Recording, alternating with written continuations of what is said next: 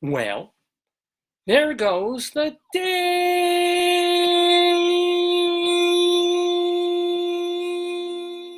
Good morning, everybody, and welcome on this Saturday, January 11th, 2020, to a brand new, exciting, thrilling, and glam, notice the jazz hands, glam edition of the Dave's Gone By Facebookio, Podcastio, Programmio of the stream. With me, Dave Lefkowitz, and my darling and adorable wife, Joyce. Hello, Joyce.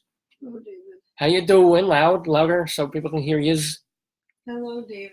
Hello. How's that going? Oh, and welcome. Cousin Cynthia's tuned in already. Hello, Cynthia, and to Jeff as well, because they know that among the activities on this episode of the show will be our weekly Today, Yesterday quiz, which will have to do with things that happened in history on January 11th. So that'll be pretty fun. So I'm sure I'll get a thumbs up from them. What else are we going to be doing on the show? Well, as we like to say, all the usual unusuals. We're going to have our Greeley Crimes and Old Times segment. Let me give myself a little more headroom there. Our Greeley Crimes and Old Times. Oh, and tell them you're going to open a surprise endangered. Oh, cool. Get that. This is exciting. This is more for me than for you guys, but Joyce got me a present, which I always love. By the way, also on the program, we will be saying a fond farewell to our late guest, Neil Innes, who passed away about a week and a half ago, just before the new year. If I'd known, we would have mentioned him last week. But anyway, Neil Innes was on our show a decade or so ago, and the former eighth Python passed away. Okay, no, hold on. What is this? So there's endangered species surprise, and I wanted one that was big, so it's got to be. It's not the shark or the penguin. It's going to be because it's got a head. Oh. So it's either going to be the rhino, this scary tiger leopard thing, or it could be this one who's a monkey. Do you think there's a narwhal in there? No. No narwhals? Narwhals are not endangered, I don't think. Oh, okay. Could it be a moderate Republican, perhaps? No, just kidding. Oh, I might need here we go. Open. Opening the wild surprise here. Ask Warhol what he thinks it is. Let me ask them. Warhol, Nancy, welcome, Rick, Cynthia. We can take bets here. What? It could be one of these. What? Ooh. Which? It could either be a penguin, I think that's a tiger of some sort, a monkey. Give me a second. I'm typing so. Which anima? Which anima? I'm feeling flushed today. So could it be a penguin? Or that could be a puffin, but it's more like a penguin. A tiger, a monkey. Give me a second. Don't open it yet. I'm not sure if that's a whale or a shark. Another thing. Oh, I know which it is. I saw the top. Really? You can see right. that? I was right. Everyone will know. See if you can guess now. That sort of looks penguin-esque. In the surprise box. It might be, this could be tiger. Is it a penguin or a tiger? I think it's something that's really cute. It's got the coloration of tiger. Are you ready? Are you ready for this excitement, folks? Here we go. It's the one I wanted. And wait, what? It's the sloth. It's a sloth. I thought it was the monkey. David, that's a sloth. Now, the weirdest part of this. And I picked through all of them. I picked through 5 of them, and I wanted that one because I thought it was the monkey. See, this is the surprise. That's why it's a surprise. It's not on the package. Let me look up a picture. Joyce got me a sloth. How many toes does it? Doesn't have any toes. Sloth. It's a nothing toed sloth. It's a sloth, David. Look. Yeah, I know it's a sloth. But understand how unbelievably weird this is. And you know why? You can possibly know why. But sometimes, because we're both children at heart. Hold him up. He's super cute on camera. Look. Yeah. Hold him up. I will. Joyce and I will read to each other. We don't have children, so we kind of make do by reading to each other ridiculous children's books. How can that be that he wasn't even listed? I thought it was the monkey. But here's the deal, folks. I thought it was the monkey. Entertain the humans. I thought it was the monkey. This week, the story, and this is completely apropos, and that is why it is an extraordinary surprise, and perhaps we do have mental powers as humans that we can't even comprehend yet. A surprise from the package, a special little slothy friend of all I'm putting a millions of children's books, the millions of children's books that have been printed even within a year. This is the book that we were going to be reading last night. Peter and Ernesto, A Tale of Two Sloths. Hon? What do they call that? Is that ESP? Is it Bashir? What do they call it? I was in Whole Foods, right? Whole Wallet. And they were cheap after Christmas. And I was like, oh, they're cute. And I felt it. And I'm like, I don't want a penguin. I don't want a penguin. I want a bigger one. So I was like, I thought that was a monkey because I felt it had a body and a head. But I thought it was a monkey. And then when you tipped it over, I saw brown. And I thought that was a monkey. Yeah. When I tipped it over, I saw brown. I thought it was poop.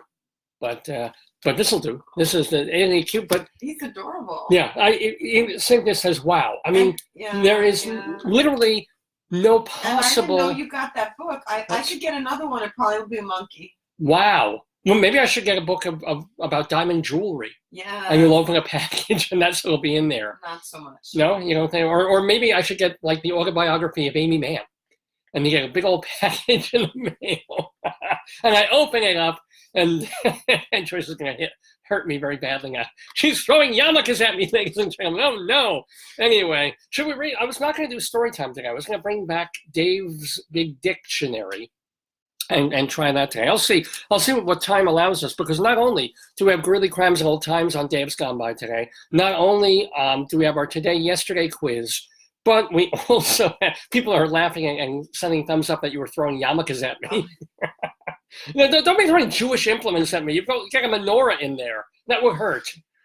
Here we go. Whoa, that didn't go on camera. Hold on. Oh, who's this from? Oh, from my. Oh, okay. Yeah, I can give their names. My cousin Steph. Yay! Look at this. How many people? Yeah, this is great radio television, ladies and gentlemen. Showing your family bar mitzvah. Oh, no, it's a wedding. It's a wedding. Oh, no, don't show that one. No, it doesn't give an address. They're divorced. Oh, honey. Good thing I never wore that one. Oh, man. Oh, it's like a bad luck yarmulke right there. Yeah. Oh, well. Put this on for showbiz. I'll wear it briefly. Just there. Yeah, now you look like a stripper. Ooh. I should only look like a stripper. But look how cute Peter and Ernesto are. We're not going to read this book today, I don't think, but look at that. They look like the real sloth. Hold the real one up to them. Well, the other one looks a little more slothy than these two. Isn't that cute? Anyway, well, thank you for this marvelous surprise, my dear. So also it's irrelevant too, right? No, it's not irrelevant. Irrelevant has a trunk and 4 giant paws clomping around. Yeah. There's a sloth that says, "Hey, bae." So, our guest in the Daverhood, this is going to be really cool, is a singer, someone who's been in the nightclub and cabaret world for a few years, but she's really made her mark. She's really found her niche quite recently in music that she grew up loving and listening to, and finally making her own. He's showing the sloth. He's very cute. She was a huge David Bowie fan growing up and into her teens and 20s, etc. She finally put together a show of her own, utilizing a ton of David Bowie music, including not just a couple of the greatest hits, but really his work from all the way to like Black Star and his show Lazarus, very, very late in his career. So Raquel Cion, she's going to be doing the show. She's been doing it for a while now, but she's going to be at Pangea in Manhattan twice a month over the next 3 months. So as a matter of fact, her next gig is coming up late this week in Pangea in Manhattan. It's called Me and Mr. Jones. Great title. My intimate relationship with David Bowie. She never met him. She never knew him personally. But his music was extraordinarily meaningful and important to her. And she, much as he did, she has had to deal with cancer. He didn't get through it. She has. But, so I, unfortunately, will not be having the honor and the pleasure of talking to Raquel Cion. Guess who will, dear? Since you're tossing yarmulkes all over the place.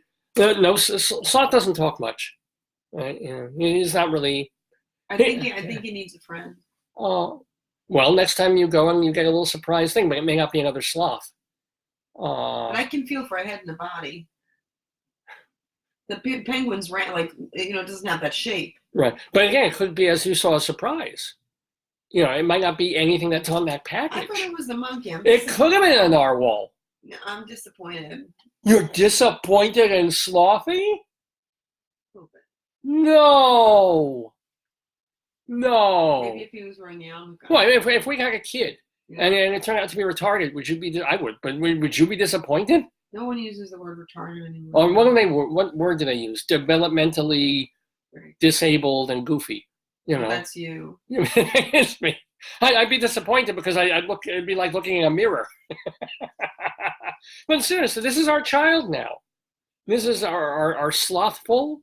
I don't know. I used to call it sloth. Is it sloth or sloth? I think English people call it sloth. Sleuth.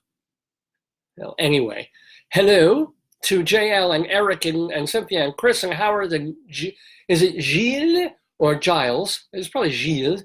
And Martha. Hello, Martha. Martha was very helpful earlier in the week when I had a question about an award that was given out that I thought was or should have been credited partially to the American Theater Critics Association, but I got it all bungled up and it wasn't. So what's on his butt?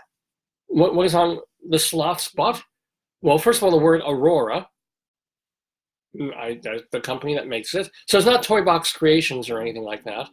Let's see, what is it? I can't, wow, I seriously can't read this. Aurora World Inc. Forget it. It says new material only. Oh, good. Content polyester fibers. So he's authentic. He's from what rings? They're from Australia, aren't they? That's why he's here. They got them the hell away from the fires. Oh, good. He would have been burned up with all his buddies there. He's not living, honey. He's a stuffed animal. No, but I didn't watch it. But there's like video of all these singed dogs that they're trying to save in like South and Eastern Australia. No, I certainly don't either. Unless we're having maybe a Korean barbecue. But Raquel Cion is going to be on the program talking to the one, the only, the Jewish Rabbi Sal Solomon a little bit later in the program about her life, about the music of David Bowie and how she put the two together in her show, Me and Mr. Jones, which you, yes, you, I'm talking to you, you can go see at Pangea this month and the month after that. And the month after that. Welcome, by the way, to Bob, who was just on the show a week or two ago. Thank you so much, by the way, to Bob and Suzanne for the very nice message you left on Facebook about my show. Oh, they were great guests. You were terrific. Second-time guests, and they were even better than the first time, and they were great the first time. Well, you knew them. No, I never met these people in my life. But you knew them the second time. You knew them from the first time. That's true. So thank you so much, Bob and Suzanne. I also got a lovely message from Brian Gary, who was on our New Year's Eve broadcast, which we did live outside. New Year's Eve, baby. Tuesday night, December 31st, literally right outside this house, and was a delightful time. I had a lot of people calling in, including Brian Gary, who has called in for the past few years, which is great. I think he enjoyed the dropping of the spud potato. Now here's the deal, folks. If you need a salesperson, for any reason, I mean, the man could sell sand to Saudi Arabians. This man is so persistent and in a nice way, but this is a guy who could sell, cadavers to a full cemetery. Is he nudgy? A little bit. So, Brian and I are talking, and I'm doing him a solid, because he was on the show as a regular guest many years ago, and then he's been on every New Year's show that we've had for the past few years. And it's great to have him. And he's a very fun guest and a likable guy. And that's terrific. And I'm doing him a solid by talking about his music and his life. He is the grandson of one of the great entertainers that America has ever had, Eddie Cantor, even though he's part of the cancel culture now because he did blackface, so nobody wants to talk about that. But, he was there with Al Jolson back in the day. He was one of the most important performers, right? Most important entertainers. And this is his grandson, Brian Gary. He was on the Joe Franklin show 20 bazillion times. So it's always great to talk to him. And I'm happy to have him. He's happy to talk to me.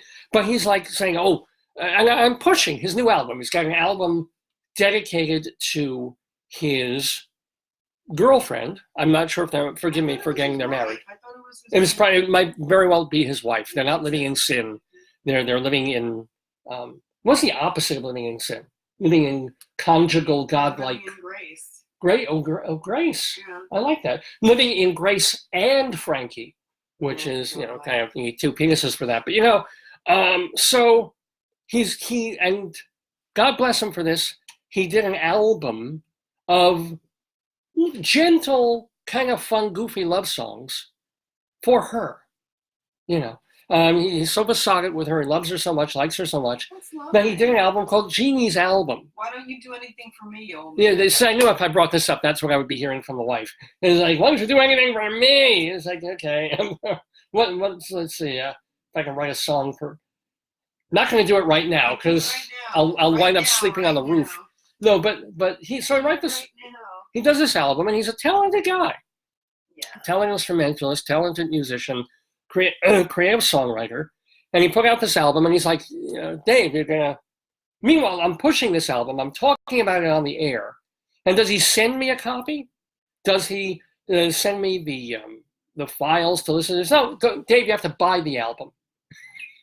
Just, it's like... it's the opposite of payola. Literally the opposite of payola. It's like coercing a radio host, not just to give you promotions and plugs and stuff like that, not just to play your songs, not just to tell the audience, hey, this guy, Brian Gary, Gari, has an album out.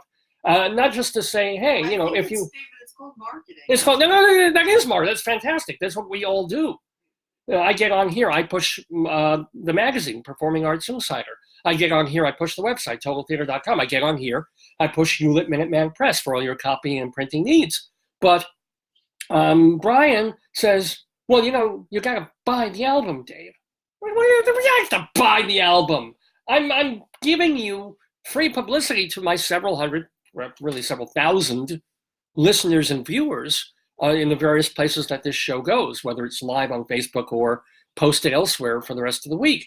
And he's like, he's hawking me. I'm like, all right, I'll buy the free. And then I realize when I tell him, when I promise him that I will go on Amazon and buy the album, then that I realize, wait a minute, where I live, I don't have a CD player anymore.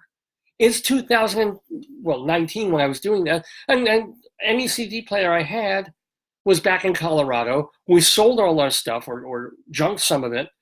None of my computers here has a CD player. I do. There's no, you have a CD player, is that a CD or DVD? Well, we'll play both.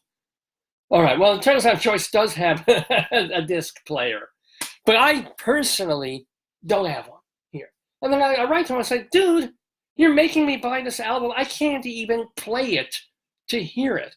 So I double back on him because I'm cheap and Jewish. And I'm like, you know what? I will buy your album. I will do it. I will take the hit, as it were. Because, I have a crummy little day job. I get paid garbage. I'm never going to be rich. But I will spend the dough to buy her album, as opposed to the new Neil Young album, right? That I listen to on Spotify for free, as opposed to other stuff that I've been listening. I will pay my hard-earned buckaroos.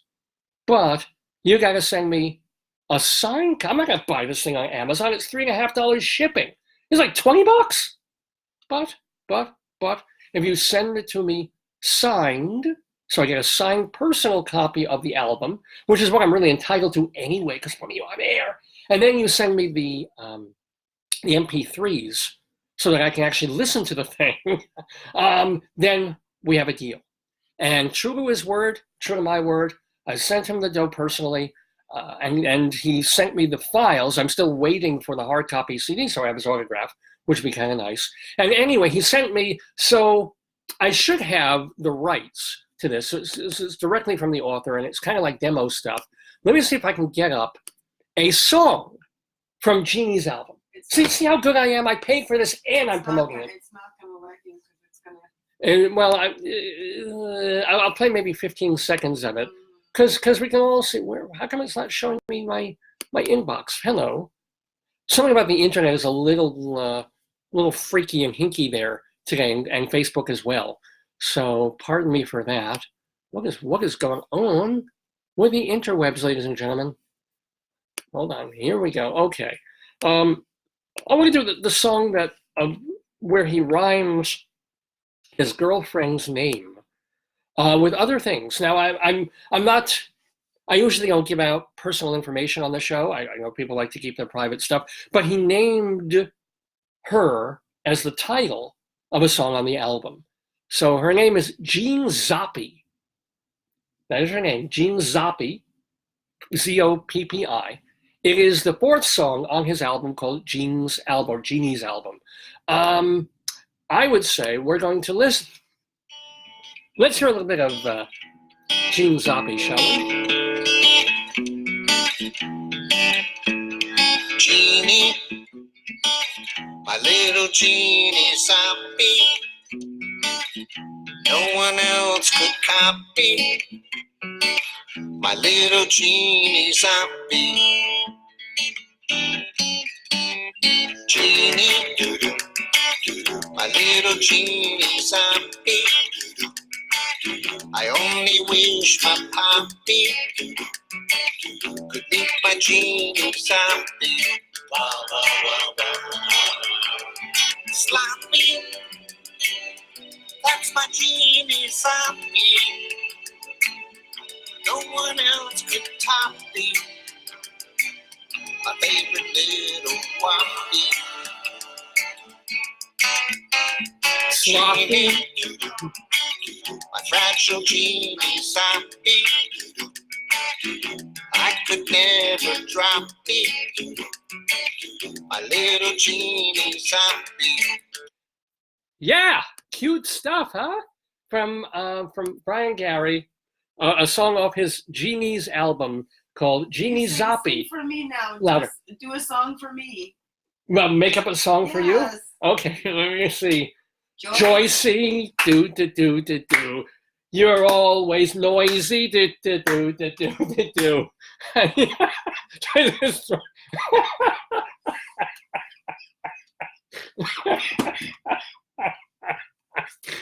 told you if I did.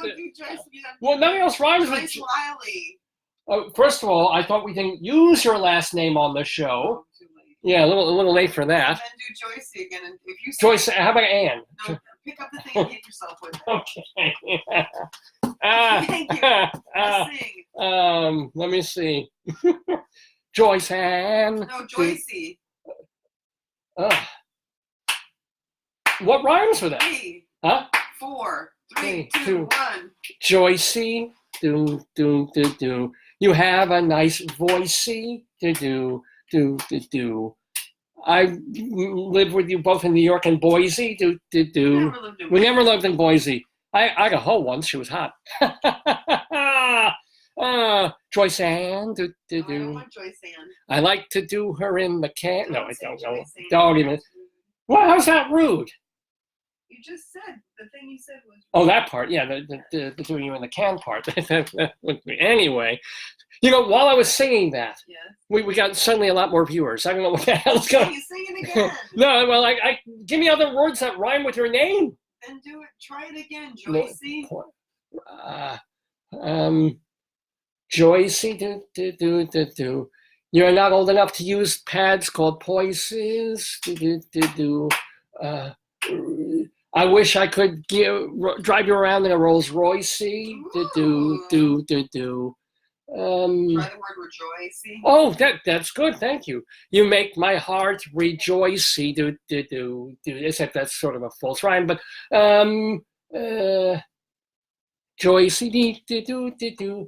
I sure miss the village voicey. I'm getting a little off track here. I've been to throw the back from the pea jacket. It's not an easy name. Not that David is any easier. Have Glenn, Gary, Dylan, Ross help you. All right. Gary, Joyce is the girl I love to marry. You married me, David. I did marry. I know. I mean, it's just that would be in a past tense. because I like something because it's hairy, but I'm not going to go there.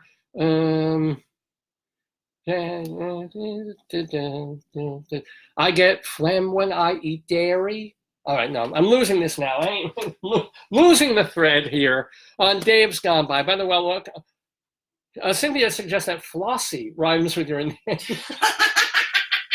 There's no rhyme I could make. Choice, boy. Choice. You're my first. I never did. You are my first choicey. Do.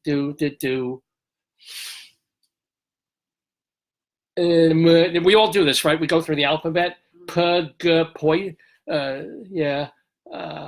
Hoist. No. Okay, I'm blanking here. But anyway, thanks, folks, for trying to chime in and help. And by the way, welcome to Lawrence and Bob, I said, and Trevor from my old radio station, James and Peggy. Hello, Peggy. Hope that you are well in this new year. Trevor. I don't know if you'll endeavor to join our show and be clever. Hope we'll be friends forever. That's cute. That's good. Yeah. Okay. See, Trevor's got some nice words attached to it. That can work. You're clever. Clever Trevor was a Ian Dury song, as a matter of fact. Clever Trevor? Yeah. Maiden is easy. Well, if she were easy, she wouldn't be a maiden, Cynthia. But thank you. But anyway, what am I talking about here? So. No idea. I never played. Sorry.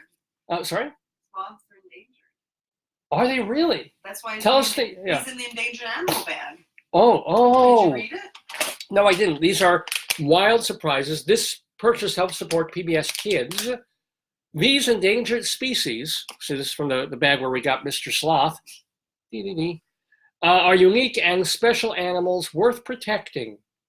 Learn more about them and how to make sure their habitats are protected so the world will always have them. Aw. Ta-da!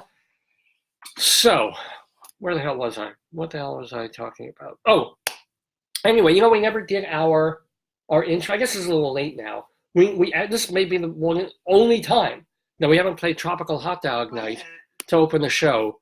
So we're going to do it now. Good morning. There goes the Daverhood. And there was much rejoicing.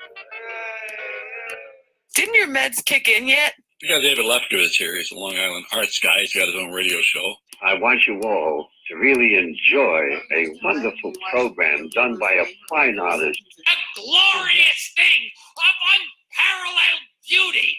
Dave's Gone By. Dave is one of my very favorite broadcasters, so keep on listening to Mr. Dave.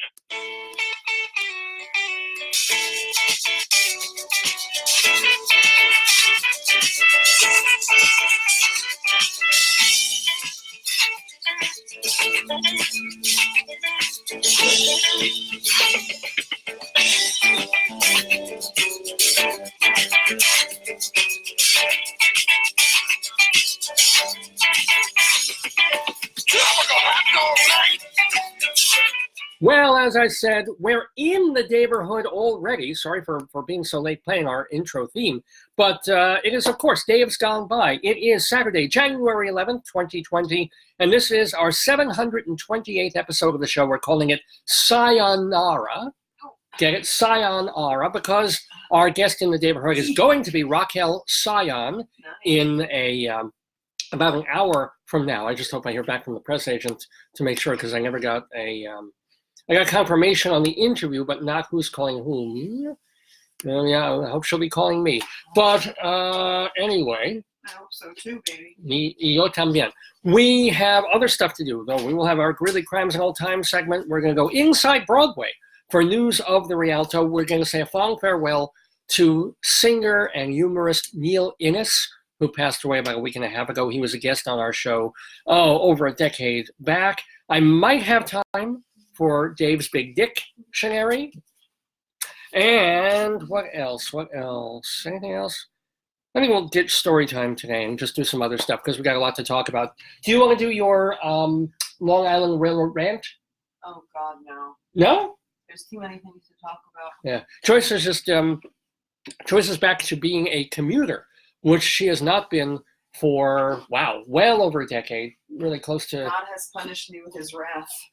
So yeah, she's going through what I went through for a zillion years. Mustard this morning. I had mustard with my breakfast. A delicious breakfast. My goodness, if you put the plate all the way in the garbage. Okay. Yeah. Anyway, so you don't want to do your LIRR rant?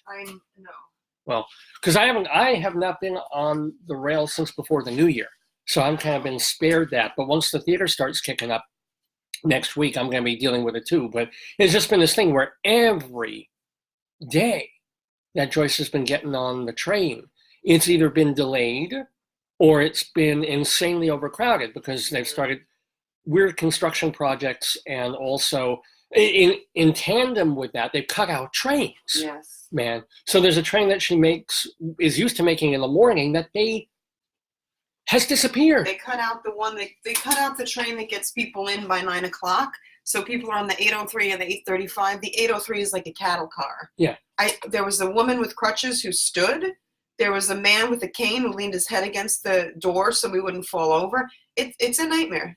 And then you pay for it. Yeah, and we pay rather exorbitantly for it. I was going through the also the efficacy or whether it makes sense to buy a monthly pass versus having a daily pass, and you can get off-peak tickets for about $7-8, which is still a lot of friggin' money if you're going to go back and forth twice during a day to New York and do what you have to do. But for peak tickets, man, and I know I'm not telling Long Island folks something that they don't know, even for where we are, which is only about 45 minutes outside of Manhattan, it's much worse for people who live further and further out and closer to the East End. But for around where we live, it's about $12 to go from here to Manhattan during peak hours, which is something like 6 in the morning until 9 in the morning, and then coming back about 3:30 in the afternoon until 8 at night. So I took the 7:54. It was peak. 7:54 p.m. Yeah, and it was peak. Yeah. See, if the train had been 8:01, it wouldn't be a peak train, but of course that's why they make it a 7:54 train. So if you figure that it's 12. People were ballistic.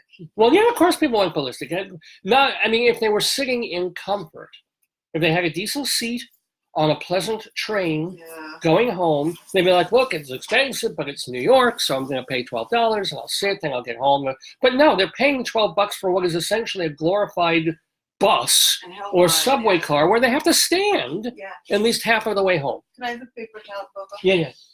It's terrible. It's terrible. And the thing about the rail is, one of the reasons that they're, I keep using the word disappearing, they're canceling trains for a certain period of time, and they're making the schedule even worse and less convenient for commuters, is that they're fixing stuff, right? They're doing repairs that have to be done. But as I think I've talked about before on the show, the real problem is that, with the rail and with every transit system in New York, is all you're doing is spot fixing here and there. It will never actually get better. You're trying to maintain, which is really important, but there's this hope, there's this desire in people that, we're going to get they're fixing things. Great, they're going to add tracks and stuff to Penn Station at some point. They're going to do wonderful, make life a smidgen easier, while other things get worse. The problem is you can't tear it all down and start over, which is the only real way to affect absolute substantive change. Why are almost what people would call third world countries, why do they have better rail systems than we do? Nobody uses I know we don't use, what do they call? Other nations, what do they call them? Less developed nations, right? Have much better developed subway systems than we do. How? Why? Because they built them 30 years ago, not back in the 1800s. It makes a diff. We can't make double-decker trains because if they go through a certain point, they're going to have their tops shorn off by going through station or tunnels that were built back in the early 1900s. So they can't do it, right? They can do certain things to make trains a little bit better, but one thing that they cannot do, for some reason, is they can't make trains during peak hours that are 16 or 20 cars long because the platforms don't go on that far. So you get people, it's like, you've been on the rail when this happens. It's like the first 2 cars will not platform in Cedarhurst. The last 3 cars will not platform in Forest Hills. The middle car will platform at Jamaica, but it will only open halfway. So, and then they tell you, last 4 cars will not platform. You know what I did? And they don't tell what the numbers of the cars are. One conductor did. I don't know if it was street legal. What? He said, louder, yeah. I can't help. Yeah. So he said, if these cars won't open at Hewlett, and he said, I'm turning off the lights in those cars. If the lights are on and off in your cars, you're in the wrong car. That's brilliant. Yeah, I thought that was. That is an old-fashioned solution to a newfangled problem. Except it's not a newfangled problem. The railroad has been having this since the 1970s. Yeah. But that's the thing. They don't even, it's like, it's one thing to know if you're in the last car. You turn around, you look, and if there's no cars behind you. It happened last night. There was a lady who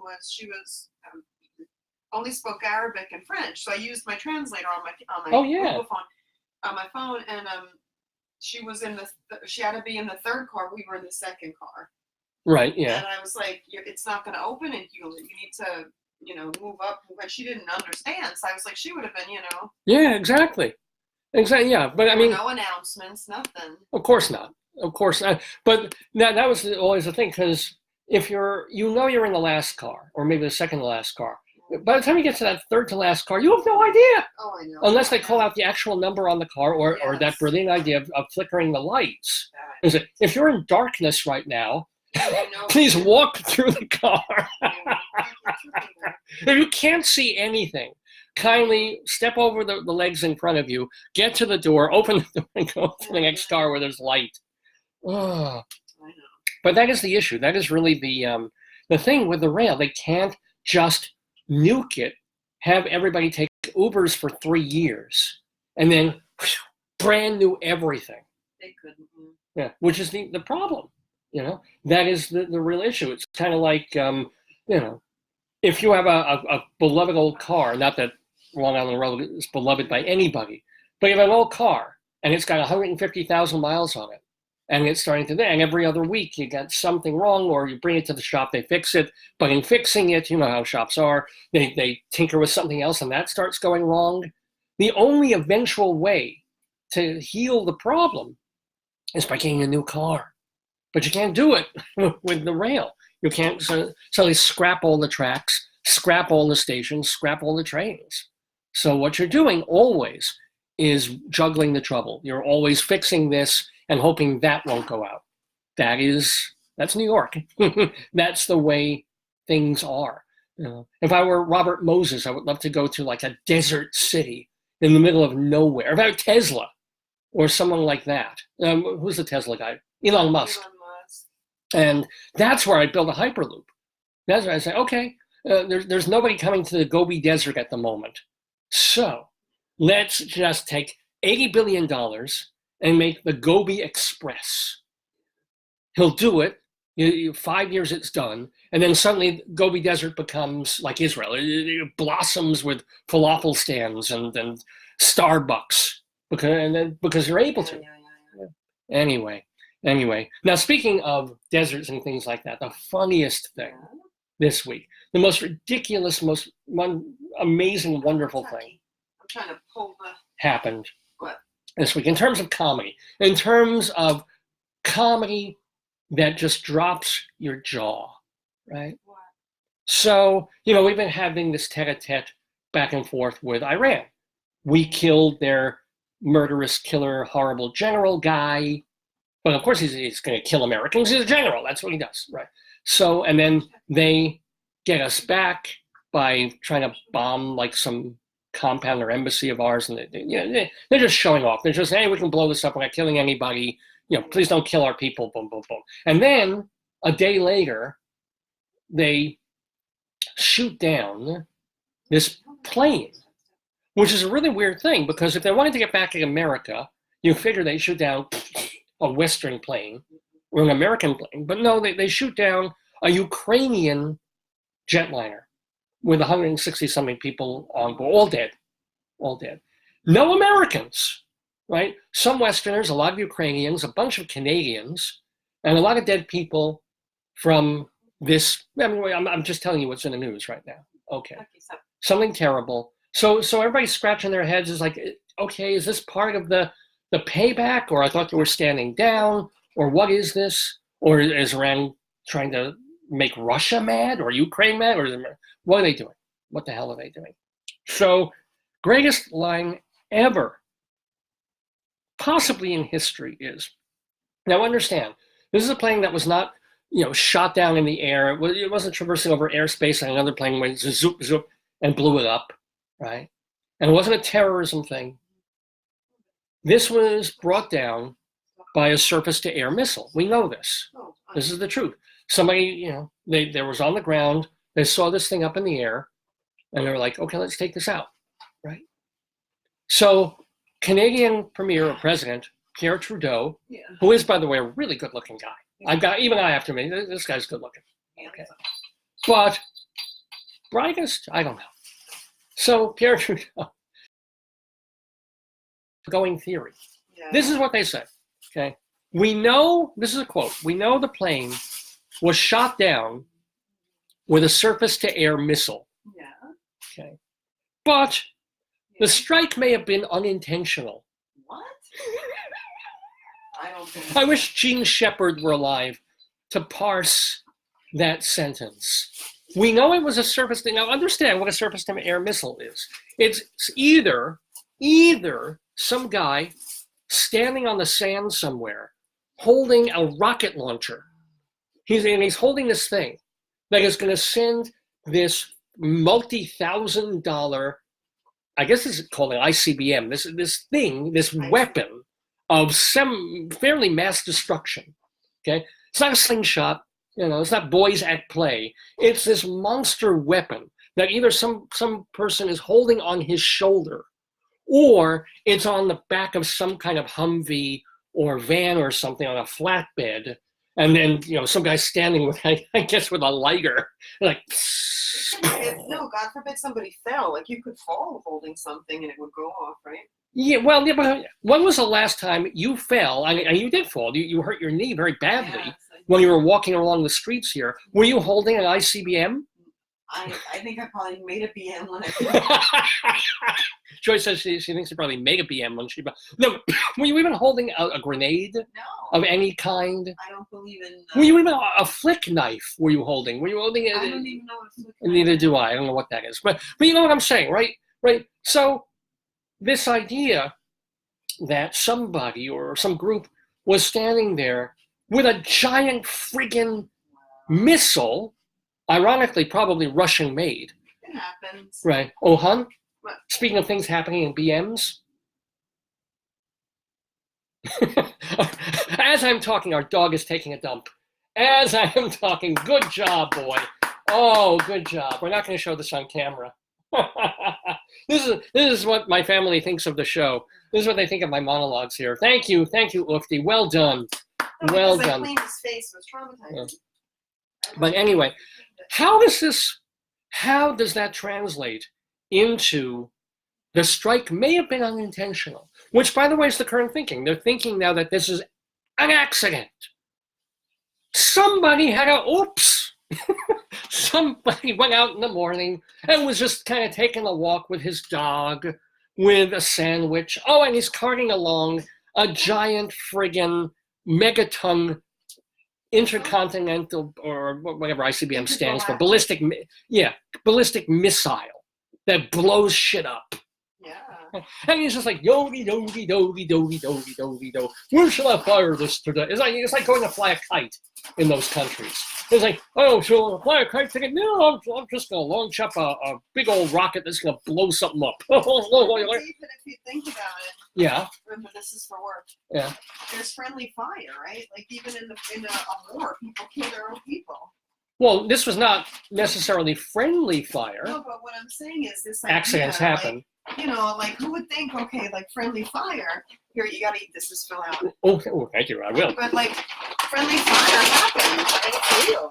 Yeah, friendly fire, but again, who is kind of just sort of out strolling with their missile? No, I think it probably was, like, in a military base. They probably said, okay, we're gonna shoot the there's whatever missile it is. There's a They're tin like, can about 100 yards they're away, like, and they okay, missed. And they're like, let's set up everything. And it's like, boop. Yeah, no, I'm sure. I mean, I guess if it wasn't a military installation, and they say, okay, let's fire the rocket, and just at that moment, a Ukrainian passenger jet happened to be flying overhead, and the missile went. Or they might have mistaken that plane for another. You know, they might have. Well, who else are they shooting out of the sky? I don't know. I don't know. And again, I mean, the idea of trusting the Iranians, considering our relationship for the past 40, 50 years. And what's funny is on the first show after the New Year, I was show them this difference. talking about the way the more things change, the more they remain the same. I wonder if they're So changing the subject. Look at this. Look at this. Look at this. This is fantastic. Yeah. 2 different packets, same great taste. Potatoes love this, and I do have a potato here to share this with. Sir Kensington, the not only classic ketchup, but the classic wrapper, the classic container, and the very special Sir Kensington classic ketchup with a bun on it. But and this one's more orange. Is that a hamburger bun? What is that? Yeah, the ketchup's running. The thing's running to the bun. So it's feeding time. Let's give Potato his ketchup meal. Oh, good morning, peoples. Here we go. Oh, somehow I accidentally gave the potato mustard. How did this happen? How did this possibly happen that I did this just by, I picked up the ketchup, it says ketchup on it, and yet somehow I gave him mustard. Yeah. Potato, do you want to share some of this delicious ketchup with Sloth? Okay. That's very generous of you. All right. That didn't seem very genuine. Yeah. Sloth can get the orange one. Here we go. You're kicking in my eye, asshole. I'm sorry. No, he doesn't curse.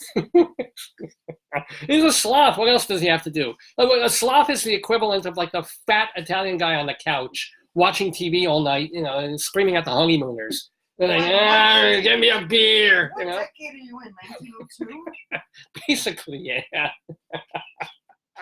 It's always 1902 in this brain, ladies and gentlemen. By the way, welcome to Patrick and Tom and Ron and Marcus and Claudia from my high school and Michael and Karen and all the folks who've been tuning into the Dave's Gone By Facebookio Podcastio Programmio of the stream, where all the comedy that I've done on the show today so far may very well have been unintentional. Okay, I've sat down. This entire show is probably an accident. I opened the computer. Why do you say that? I sat down. I got things ready. I tilted this. I turned on all the lights. I made it rather nice in here. And I've got all these notes and things. And yet somehow, just by accident, I've been broadcasting and doing comedy. Just one of those crazy things. By accident. You plan everything. Joyce says it's not by accident. I plan everything. I am anal that way. I mean, anal in other ways too. No.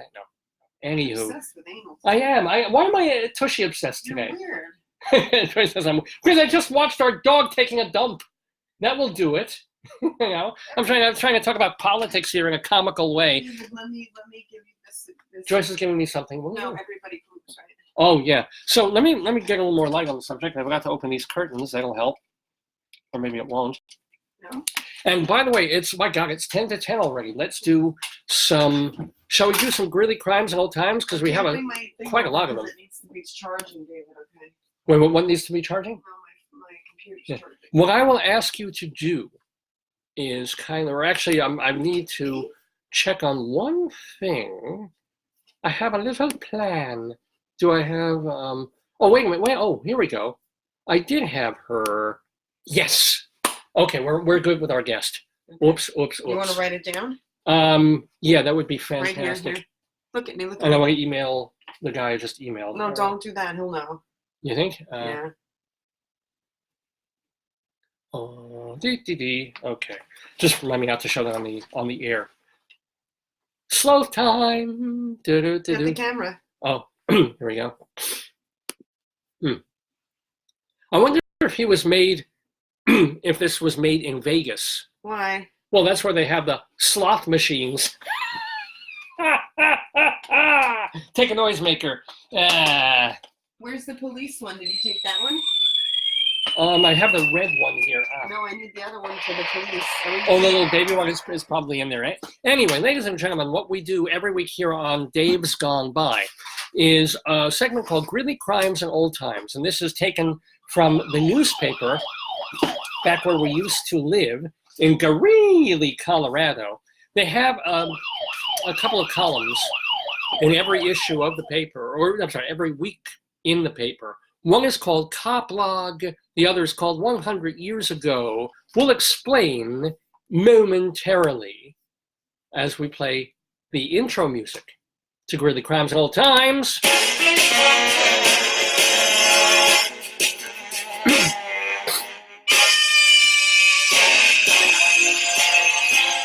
Da, da, da, da.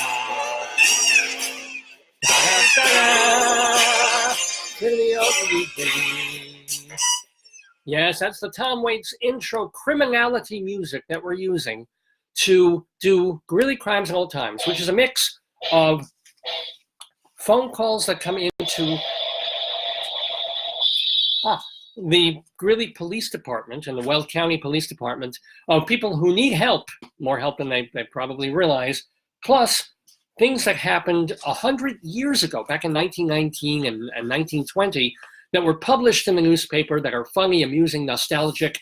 The folks, the writers at the Greeley Tribune picked those out, and I find it a very fun and funny couple of columns, and we share those with you every week. So, hon, are you ready for this week's Greeley Crimes and Old Times?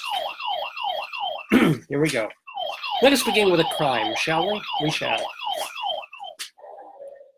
A blogger claiming to have an audience of, how many people do you think this blogger says read his stuff? 10. Try again. 10,000. Try again. 10 million? 70 million. Oh, yeah, really? Yeah. Mm-hmm. This blogger who has an audience of, well, potentially, I guess they could, I'm going with it, yeah. called dispatchers asking them to warn Greeley police to be on their best behavior. Why? The blogger said he was in town with photographers who are accompanied by lawyers who would be taking photos of private license plates of, quote, bad cops. Woo! Ooh. The blogger recommended that police take the bus or Uber to work if they didn't want their license plates photographed. Ooh. There you go. That's you know. I told you my story. Tell my story. Tell your story again. So I was at the Dunkin' Donuts near where I work. I was passing it. I don't eat there, and I passed it. Although they do have a good decaf tea. There were two cops sitting in the front of the donut shop on their phones texting. Oh, and yes. I was dying to take a photo, but I was afraid they would shoot me. And I actually, when I was heading somewhere this week, I saw police heading from their car to the Dunkin' Donuts. I kid you. I mean, it's a cliche. Maybe they're just embracing the cliche, right? Maybe they're saying, everybody. No, I don't think so. I don't think they're owning it. No. I mean, and if I were I've said this before, if I were the owner of the Dunkin' Donut shop, I'd be like, come on in. Welcome. You know, they're not allowed, I guess, to give them free coffee and donuts, but a free cup of decaf. You don't want cops capping you. That's a good point. But you want to, well, if you keep them all sugared up, they're high for about 15 minutes, and then all logy and slothy or slothy. Then they can't beat people. That's true. Anyway, police responded. Hold on. The noises make the segment, ladies and gentlemen. Police responded to 17th Avenue.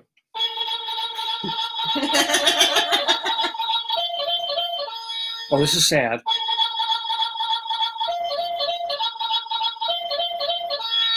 For a motorist who hit a domesticated duck with their car. Oh my God. The duck was uninjured. Good. Isn't that fabulous? He probably just was underneath the car. How do they know? First of all, how do you know if your duck is domesticated? He had a little collar that said, I'm a domesticated duck. Really? Yeah, maybe they put a leash or a collar on him, or it's trained. Where's Zoppi's harness? Do you have to fix a duck? I don't think they're broken. That's good. That's very good. But you know what I'm saying? Like a dog or a cat, you're supposed to either spay or neuter. Where are the genitals? If you have a pet duck, do you have to neuter your duck? I don't know where their genitals are, really. Well, where is a duck's dick? And have you seen Dick's duck? I guess it's by the dock. I'm looking for Zoppi's range here. Dick's Duck is by the dock playing cards on a deck. This might be Murray's. That's the Ducks. All right, I can't go any further with that, but I'm trying. I'm trying hard here on this on this thing. What are you looking for here? It's a leash. Oh, okay. Come here, buddy. You gotta suit up. Oh, did you see this? This was on the news yesterday. So I'm treating myself. I get out of work, and I know you're not going to be home. What? Sorry? Oh, I treat yourself.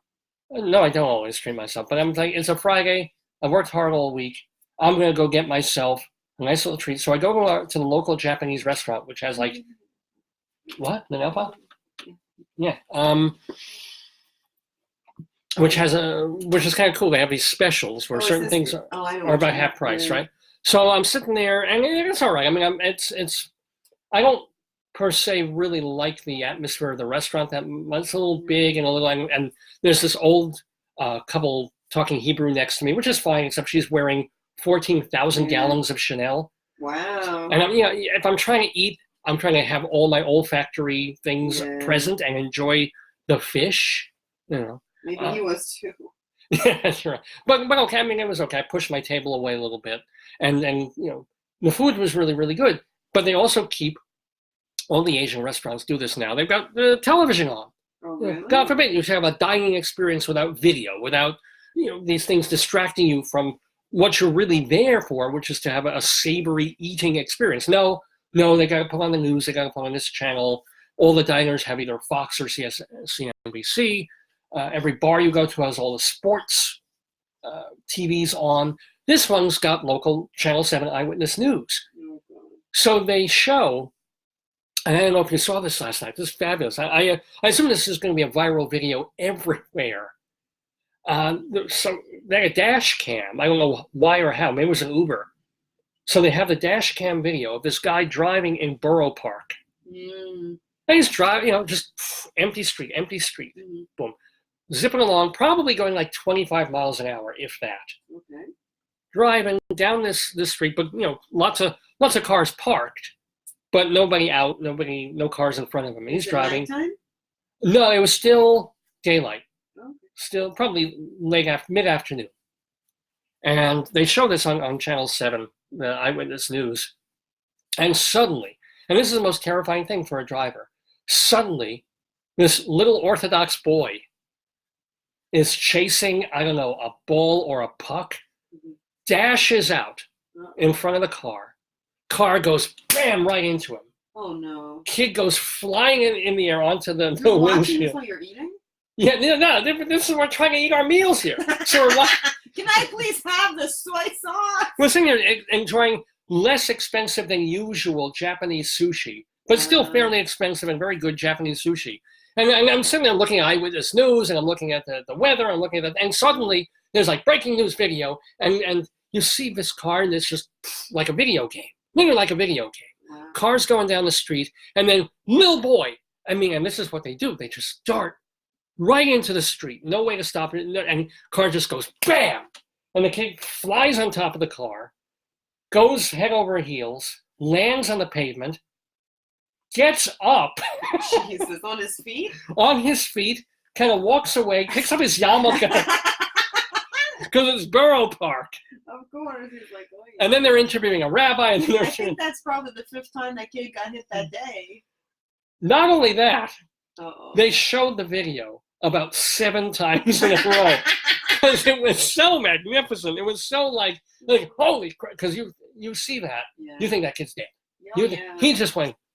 You think he's going to have incredible internal injuries, or maybe he does. Maybe he died last night. But just it's one of those things where I guess sometimes God makes you out of rubber. You sure he's not hurt? I don't know if they followed up today, but sometimes the shock, you boom, and you just kind of get up and you don't even think about it. If you get hit by a car, you're going to have some injuries. Probably, yeah. But it's not like he was run over, like steamrolled. And it was just, anybody from New York, anybody see that video yesterday? And I know because I literally saw it 7 freaking times. They couldn't stop showing it. That's ridiculous. And it was really like a fantastic video game. Why didn't somebody say turn off the TV? Well, no, because I don't know if they would have shown it if the kid got killed. How do you know? Well, or they would have shown it once, but they wouldn't have said, because it was, as I'm sure the rabbi would have said, a miracle just happened. Yeah, the marvelous thing about the video is the kid got slammed into by a car, and he just kind of, rolled on the ground and walked away. Yeah, but the kid shouldn't have been in the street. No, it was totally the kid's fault. It was so obviously the kid's fault. Yeah, but one of our family members said, no matter what happens, if you hit someone, it's your fault. I know, which sucks for the driver. Yeah. It's the worst possible thing to happen to a driver. But sometimes there was nothing that driver could have, and driver, of course, jammed on his brakes. If he had not, he would have run over the kid. Oh, God. But it was just so instantaneous. But there's always the joke when you're in driving, and it's like, how many points? You see a nun. A nun is 10 points if you run over and kill the nun. Right, if you see a whole school bus or kids getting off a school bus, that's 50 points. We never did anything like that. Oh, thank you, Cynthia. Cynthia is actually showing. I can't look at it right now, but those of you who are who get the messages on here, who are watching the show, Cynthia just put up the video. Borough Park child struck by vehicle after running into the street. It's a fantastic video. I could watch it 10 more times. Why don't I get it on my computer or on my phone? You want to show them? We can show, if you don't mind, if you have some juice in your computer. I don't know where. Do you see my phone? Oh, it's on the floor. It's charging up. But thank you, Cynthia. Thank you for being proactive with this. I remember we had our guest a couple of times in the Daverhood, our musician and singer Art Paul Schlosser. And I was kind of riding him one time because he tuned into the show every week.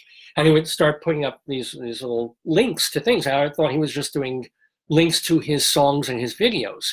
And he was actually just trying to help the show and do things that were, connected to the show. Oh, Cynthia's saying he's in stable condition. So yeah, I guess he was injured and he wasn't quite fine, right? Or maybe they're keeping him in a stable because... Borough Park boy hit by car. Because that way you can contain a child from running into the street if he's got a harness on. Here we go. I'm going to hold this up to the phone for those of you who don't want to leave the screen. Because this is magnetic. And it's from the New York Post. I knew it. They retweeted, yeah. Wait, did they have the bid? I'm getting it. It's not coming up. Because it's quite marvelous. It's quite beautiful. And it is local news. It's not a Greeley clamor all time. But it was so great to see. Because you will be, everybody in the restaurant just went, holy crap, It didn't stop us from eating or anything like that. Here we go. And you haven't seen this yet, so you should look too. Take a look, boom! And off he goes. Go get your yarmulke, son. Let's see, is it still running? Or we'll play over again. Here it is, here it is again. Watch. Just driving along. Singing a song, bam! Now, it wouldn't be funny. Yeah, but you don't know if he's okay. A, it wouldn't be funny if he wasn't Orthodox, as funny. Why? And B, it wouldn't be funny if he were really horribly injured. That's horrible. But just like, wham, man. It was on the 8th. It happened, all right, yeah, it happened 2 days ago. It happened just very recently. Yeah. I mean, some kids, they want to skip a test and they'll do anything to get out of it. I'll tell you. What? That's upsetting now. Borough Park looks a lot like Ridgewood. Hey, who is that kid's favorite Orthodox Jewish leader? I don't know. Ram Bam! And that's a very internal Jewish sort of joke right there. But, That's not even funny. It is funny. It's very, very hilarious. It's going to be the 7th endangered species. That's right. Anyway, shall we get on with a little bit more of Greeley crimes and old times here on Dave's Gone By? Let me look up what... Yeah, how are the kids doing? Status of young boy hit by a car on January 8th in Borough Park, Brooklyn. I don't know why I'm so tickled by this, and yet you can see that I am. I can't control that. I can't look really sad and serious and how dare you laugh at this. He's not a 3-year-old boy. It wasn't 3? That wasn't no 3-year-old. This says, okay, hold on. I want to... Maybe there are more kids hitting Borough Park. And, and this also goes to, because just a couple of weeks ago I saw a revival of the plate fires in the Mirror, which was about the whole Crown Heights ugliness. It wasn't his yarmulke. It was his contents of his backpack were strewn. Yeah, no, but I saw the yarmulke fly too. Yeah. Oh. Watch the vid. You'll see it. You'll see it just go, whoo! But, the whole thing of that happened in Crown Heights. between the blacks and Jews was about one of these the trail, the car So now accidentally they're ran over a blaming black kid. They're blaming the guy. They said with a community like ours, you have to in a community with so many children, the onus is on us to be careful. No, the guy was not flying down the road at 70 miles an hour or even 50. He was going the speed limit, and there was nobody in front of him. A kid, a stupid little brat, ran out into the street. It says the startling incident happened blocks away from where 78 Judith Wider was killed by a truck. Yeah. Last week we were talking about here in Hewlett and Woodmere, Yeah. where we had two old people killed on the same day within a mile of each other. Huh? I don't think one was. Oh, well, one might not have been old, but Oh, News 12 picked it up. That's what you saw. yeah. No, I'm just saying, like, doesn't have anything necessarily to do. It's got to do, yes, with careful driving, and also careful pedestrianship. It says he's in the critical condition. Who, It says police say. Oh, they said it's stable. That's September. That's No. September. See, there's a lot of kids, right? It's like a video game out there. It's like, Space Invaders or Pokemon. This is horrible. No, I don't want to look at actual horrible injuries to children.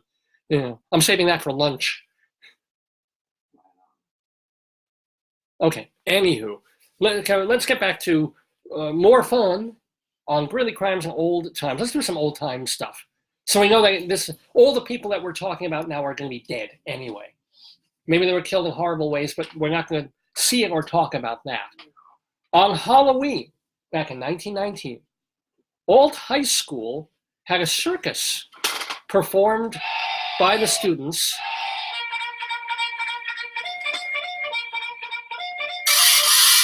Okay, now, some of the children dressed like animals, right? Oh, we put on slothy. Oh, where's it? Yeah. So some dressed as giraffes. This is not a giraffe. Sorry, it's an upside down. That's how a sloth imitates a giraffe. Kind of a long neck there. Some dressed as monkeys, clowns, and, of course, a pickle. One of the children dressed as a pickle. God bless that child. In 1919, they That did. child needs some TLC. Wait, here we go. Hold on. Yeah, I gotta yeah. find it.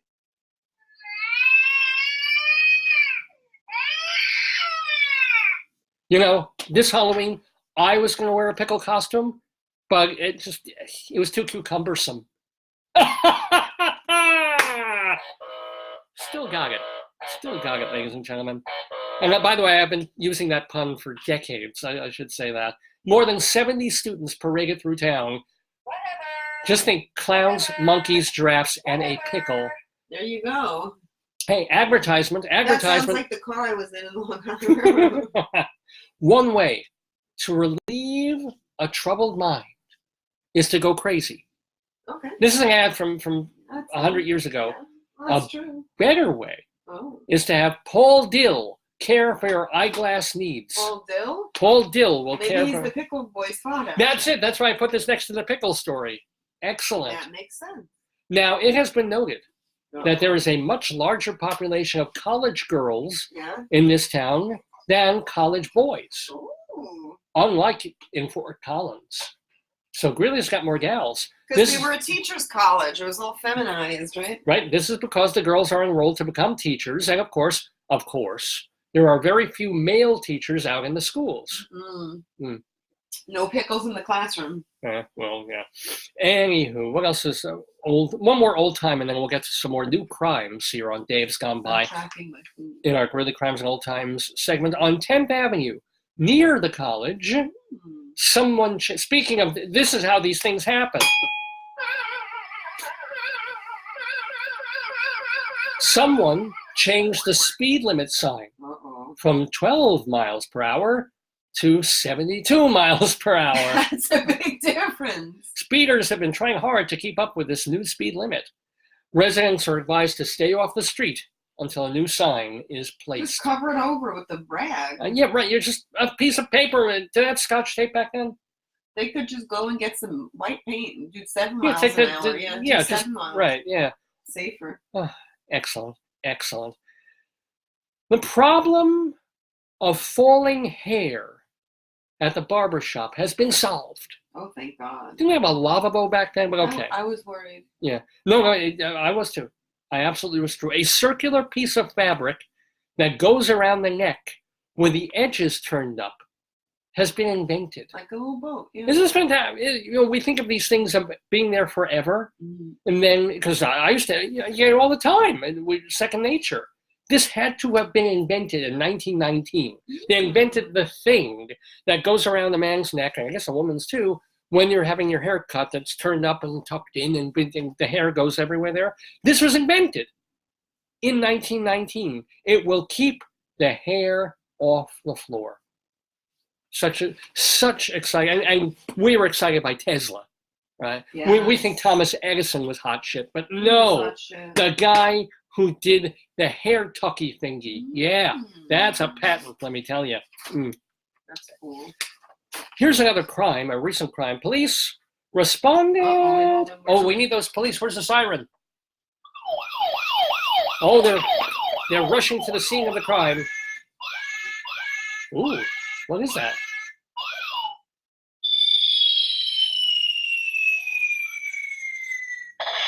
Now, police responded to a restaurant on 29th Street for harassment. The caller said one of his co-workers was making fun of him. Yeah. Well, because he's a registered sex offender. Oh my God. How can he work in a restaurant? He can't, there's children. Well, so you can't be around. No, you have to be so many feet. Maybe he's just in the kitchen. Or maybe you can be in a restaurant, but you can't serve the kids like hot dogs. Oh my God. The harassment was making the workplace uncomfortable. No kidding. So is that a French fry in your pocket? You just happen to see me. Jokes about French fries are not funny. Oh, remember we have the emoji of the guy pooping out, the potato pooping. Oh, that was beautiful. Yes, it was. Yeah. Yes, it was. More Greeley crimes and old times here on Dave's Gone By. Police responded to, speaking of harassment here, to 14th Street for a man breathing heavily. Do we have a sound effect on that? Can you maybe just breathe heavily for a bit? And then I'll turn off the computer and we'll have some real fun. Oh, no, that's some pretty heavy breathing right there.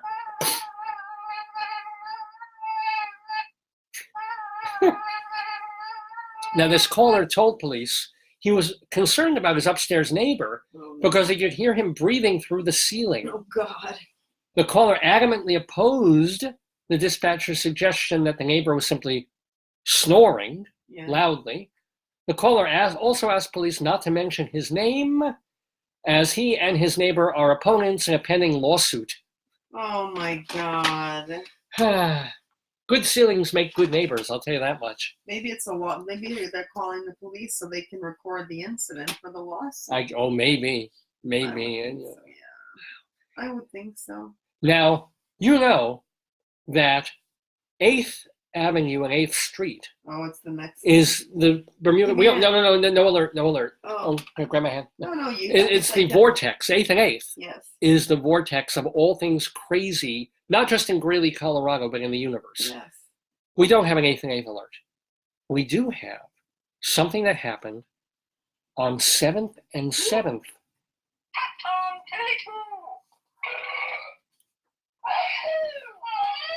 On 7th Avenue and 7th Street in Greeley, Colorado. The caller told police that her sister, and this is just terrible. This is when siblings fight. Yeah. The caller told police her sister spilled her cocaine all over the laundry room. Wait, we got to do that. And if that weren't bad enough, even worse, what? Her sister stole her methamphetamine. Really? Yep. Took the cocaine, messed up the laundry room with it, and stole her meth. Oh my God. And she's calling the police. Why would she call the police? What a family. Why would she call the police? They're going to arrest her. This is why we do Greeley crimes and old times, ladies and gentlemen. This is what happens in Colorado. Now, moving down to 4th Street, now this is all right. A woman called the Greeley Police Department to report that she had just watched a video on Facebook. Oh, no, I'm sorry. I skipped one, actually.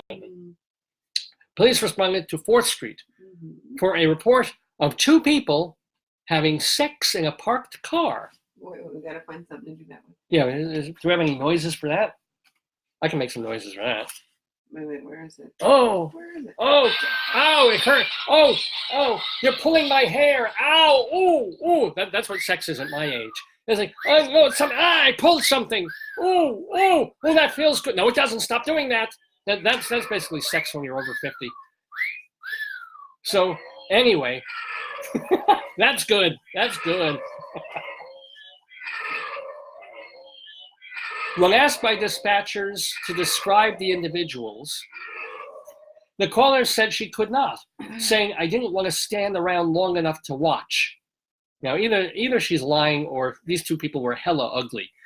How could she not know that they're having sex? She knew? She knew they're having sex, but she didn't want to stay around long enough, supposedly, to identify them and then to say what they look like. Well, I wouldn't either. She might have to identify the faces. Any birthmarks? Yeah. Yeah. Anywho, let me see the ass going up in the air. Can you identify anything on it? Is it illegal to have sex in a car? In public, I guess it is. It's disturbing the peace or it's indecency.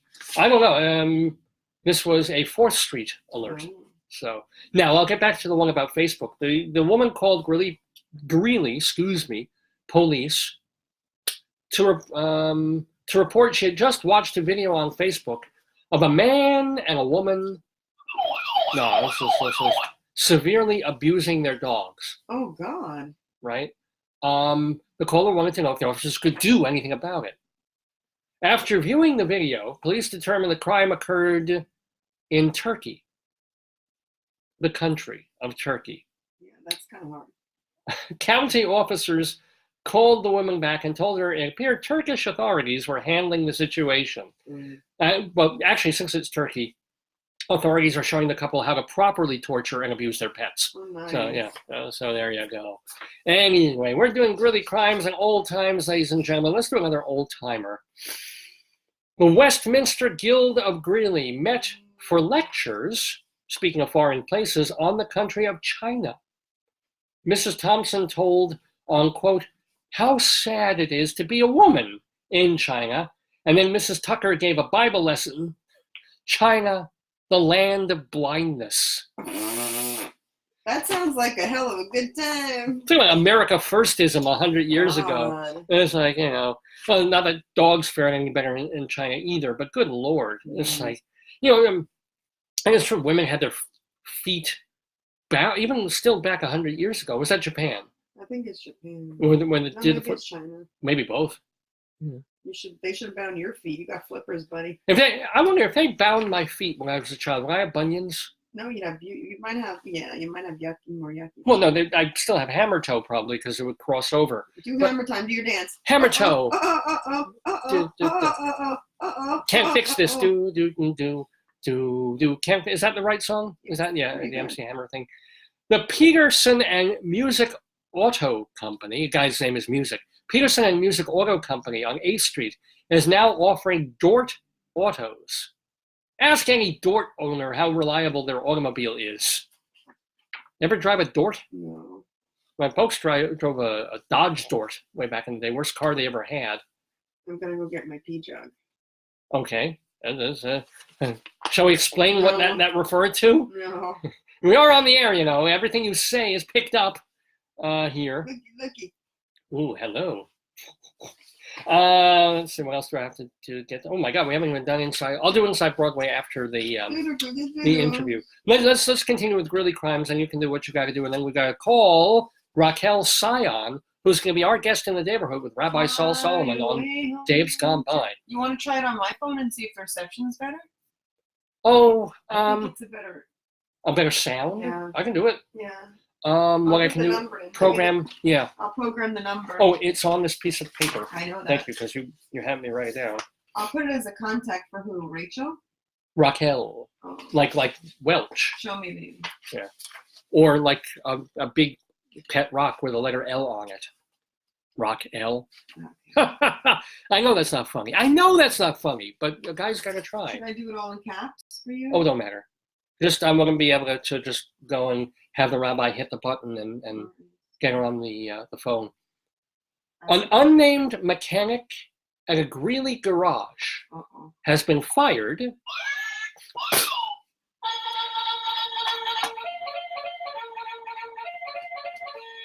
for slurring at the Red Cross. Whoa. 2 Red Cross workers went to the garage to see if any of the employees wanted to join the organization. And the mechanic shouted unprintable words about the Red Cross. I told you what my uncle said. Say it again. So my uncle was in the war, and my uncle liberated, he went and they liberated a lot of the concentration camps, I think mostly in Poland. Yeah. And I think I would say... And 2 of them were in Chicago. No, I don't know if maybe all across the, all the camps, but he told me, he said when they entered you could smell, he said, the flesh burning, and you could smell all of you could see the people. It's basically like Wendy's. No, but he said there's no way that the Red Cross, who was outside like the door, could have known. Like he was a very religious man, but he felt the same way, which is very funny. Yeah. In the play that I wrote many years ago called Candide, there's a scene that makes fun of the Red Cross when they come in and they're paid off and they're mocked as being completely stupid and blind because they visited the camps, and then just sort of went away. Everything's fine here. It's just a work camp. It's just Ocean Parkway Jewish day camp, which was somewhat better than Auschwitz. Is this right? Just make sure. Hold on. It is indeed. Thank you ever so much. So leave that present, and so I can just hit it. Yeah. All you do is you do this. You touch that. That's what she said. You touch the green phone, and then you touch the speaker. If I don't lose that window, though, I have to get that window back. When are you going to do it? In about, 5 minutes from now. Okay, so I'll stay and yeah, hang here, and then and then we'll get the rabbi up with Raquel. I really need to. Oh, you do? Yeah, I'm okay. No, I'm okay. Okay, just a couple more minutes. Yeah, and by the way, later on the show, we'll have Inside Broadway. We're going to have our Colorado Limerick of the Damned that Rabbi Saul is going to do because of the special sort of Jewish Colorado Limerick. We're going to say farewell to Neil Innes, our friend of the Daverhood, who passed away a week and a half ago, and our Today-Yesterday quiz. So a whole lot of fun still to go on this January 11th, 2020 visionary episode of Dave's Gone By called CIONARA. With me, Dave Lefkowitz, and my darling and adorable wife, Joyce. Let's finish up our Greeley crimes and old times for this Saturday. Tired of the cottonhead seeds falling from the cottonwood trees in Greeley? Darn right. Well, Mayor Charles Todd is also. Oh, really? So he had the council pass a resolution urging Greeley residents to cut down their cottonwood trees and use the wood as a fuel substitute for coal and coke burning appliances. Oh, you think that'll work? It just sounds both environmentally right and wrong at the same time. Because it's kind of neat that he's replacing coal with wood burning, which is also fine. But how sad that you're cutting down all these lovely cottonwood trees, which thank goodness still bloom. I mean, not for people with allergies, but for everybody else. They're quite lovely trees that we get in Greeley, Colorado. So yeah, that from 100 years ago. And by the way, we neglected to mention our thanks as ever to Joe Moylan for putting together the cop log in the Greeley Tribune. And of course, Mike Peters, who does the 100 years ago column. He was such a nice man. And we had him in person. It was really nice. Oh, yeah. Yeah, he was a delightful guest. Let's do one more old time. James Steinhoff of Pierce, Colorado, was driving some cattle from Row Cattle Camp to another pasture when his horse suddenly decided to lie down on top of Steinhoff. He was able to crawl out from under the horse and was not injured. He is, however, suing the horse for sexual harassment. So now here's another. This is the 100-year-ago equivalent of the Borough Park child being struck by a car at like 25 miles an hour and walking away uninjured. Yeah. This guy, the horse, lay down on him, How much does a horse weigh? Probably like hundreds of pounds. Hundreds of pounds. Maybe 1,000 pounds, right? They're big. Well, Yeah. I can't So- look on my phone. Horse lands on him, or I guess he doesn't go on him. It lies down on him. Must have fell on him. Yeah. He wriggles out from under the horse and then just continues on his day. Excellent. That's Excellent a miracle, stuff. Yeah. Anyway, speaking of miracles, we have a Jewish person coming up on Dave's Gone By. He is the one, the only, the Jewish Rabbi Saul Solomon, founder and spiritual leader of Temple Sons of Bitches in Great Neck, New York. Now, Rabbi Saul has been with us on this program since our very first one back in October of 2002. That's when we did episode 1, ground zero of Dave's Gone By, which, by the way, you can listen to. It's still on the interwebs at our website, davesgoneby.com.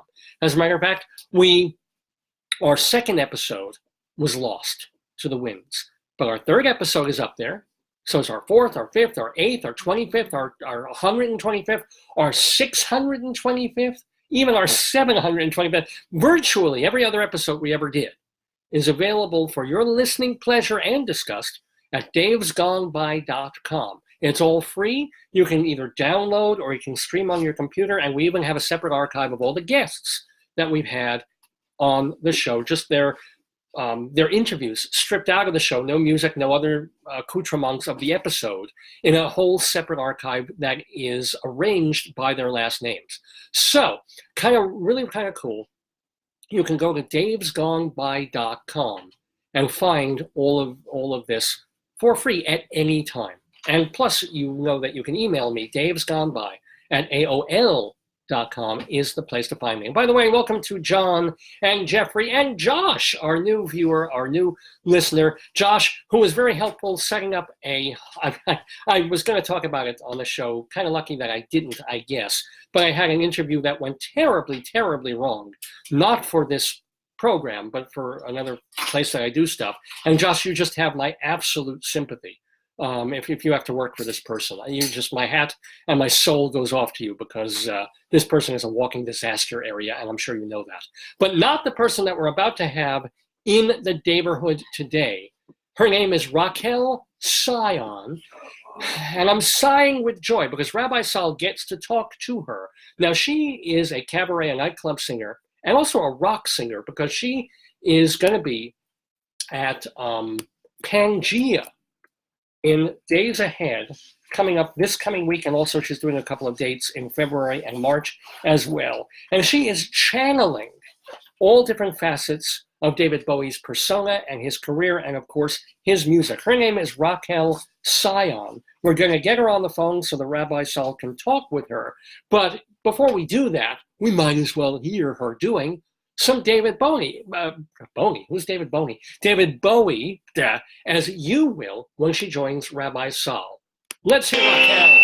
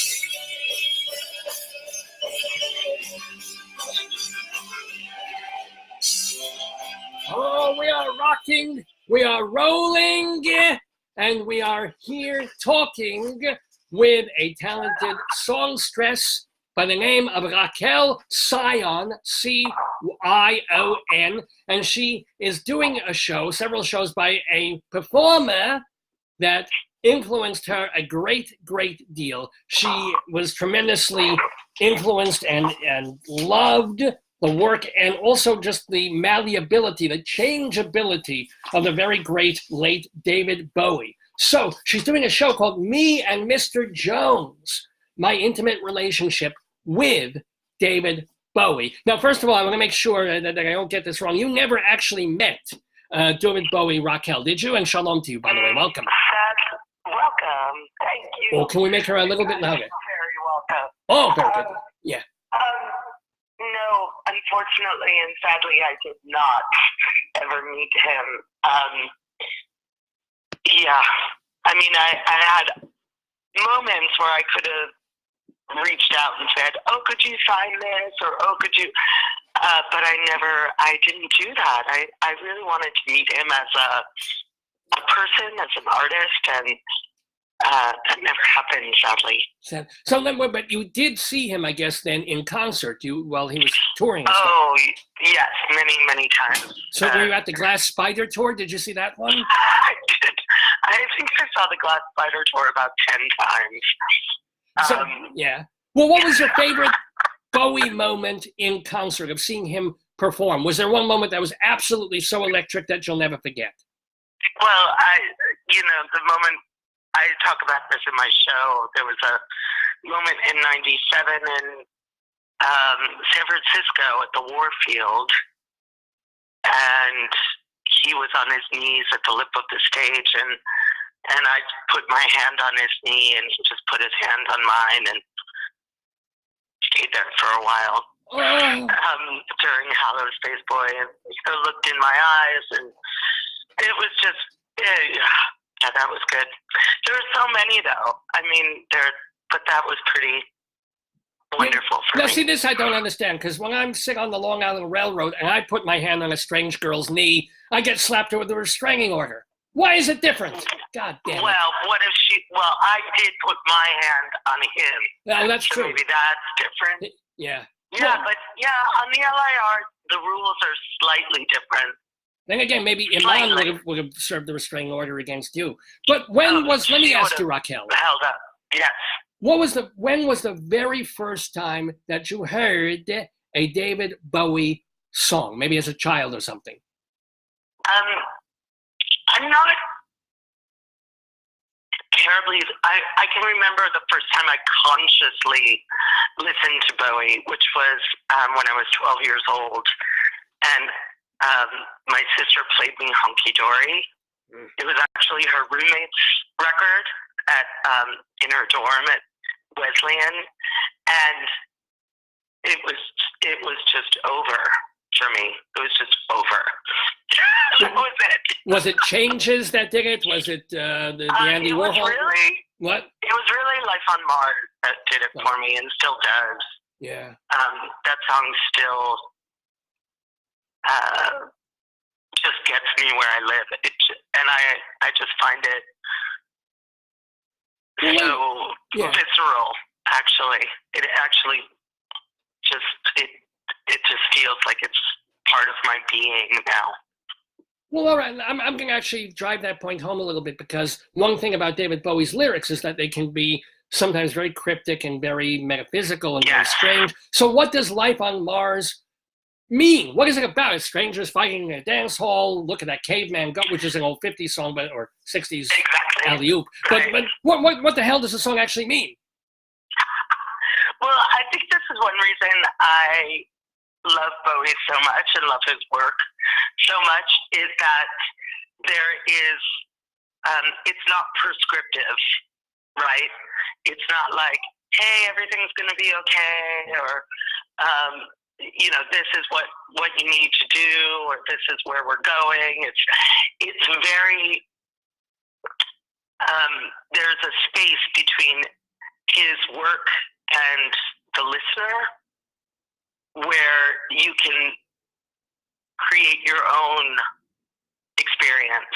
It leaves gaps in order to do that, and it's also changeable in that way.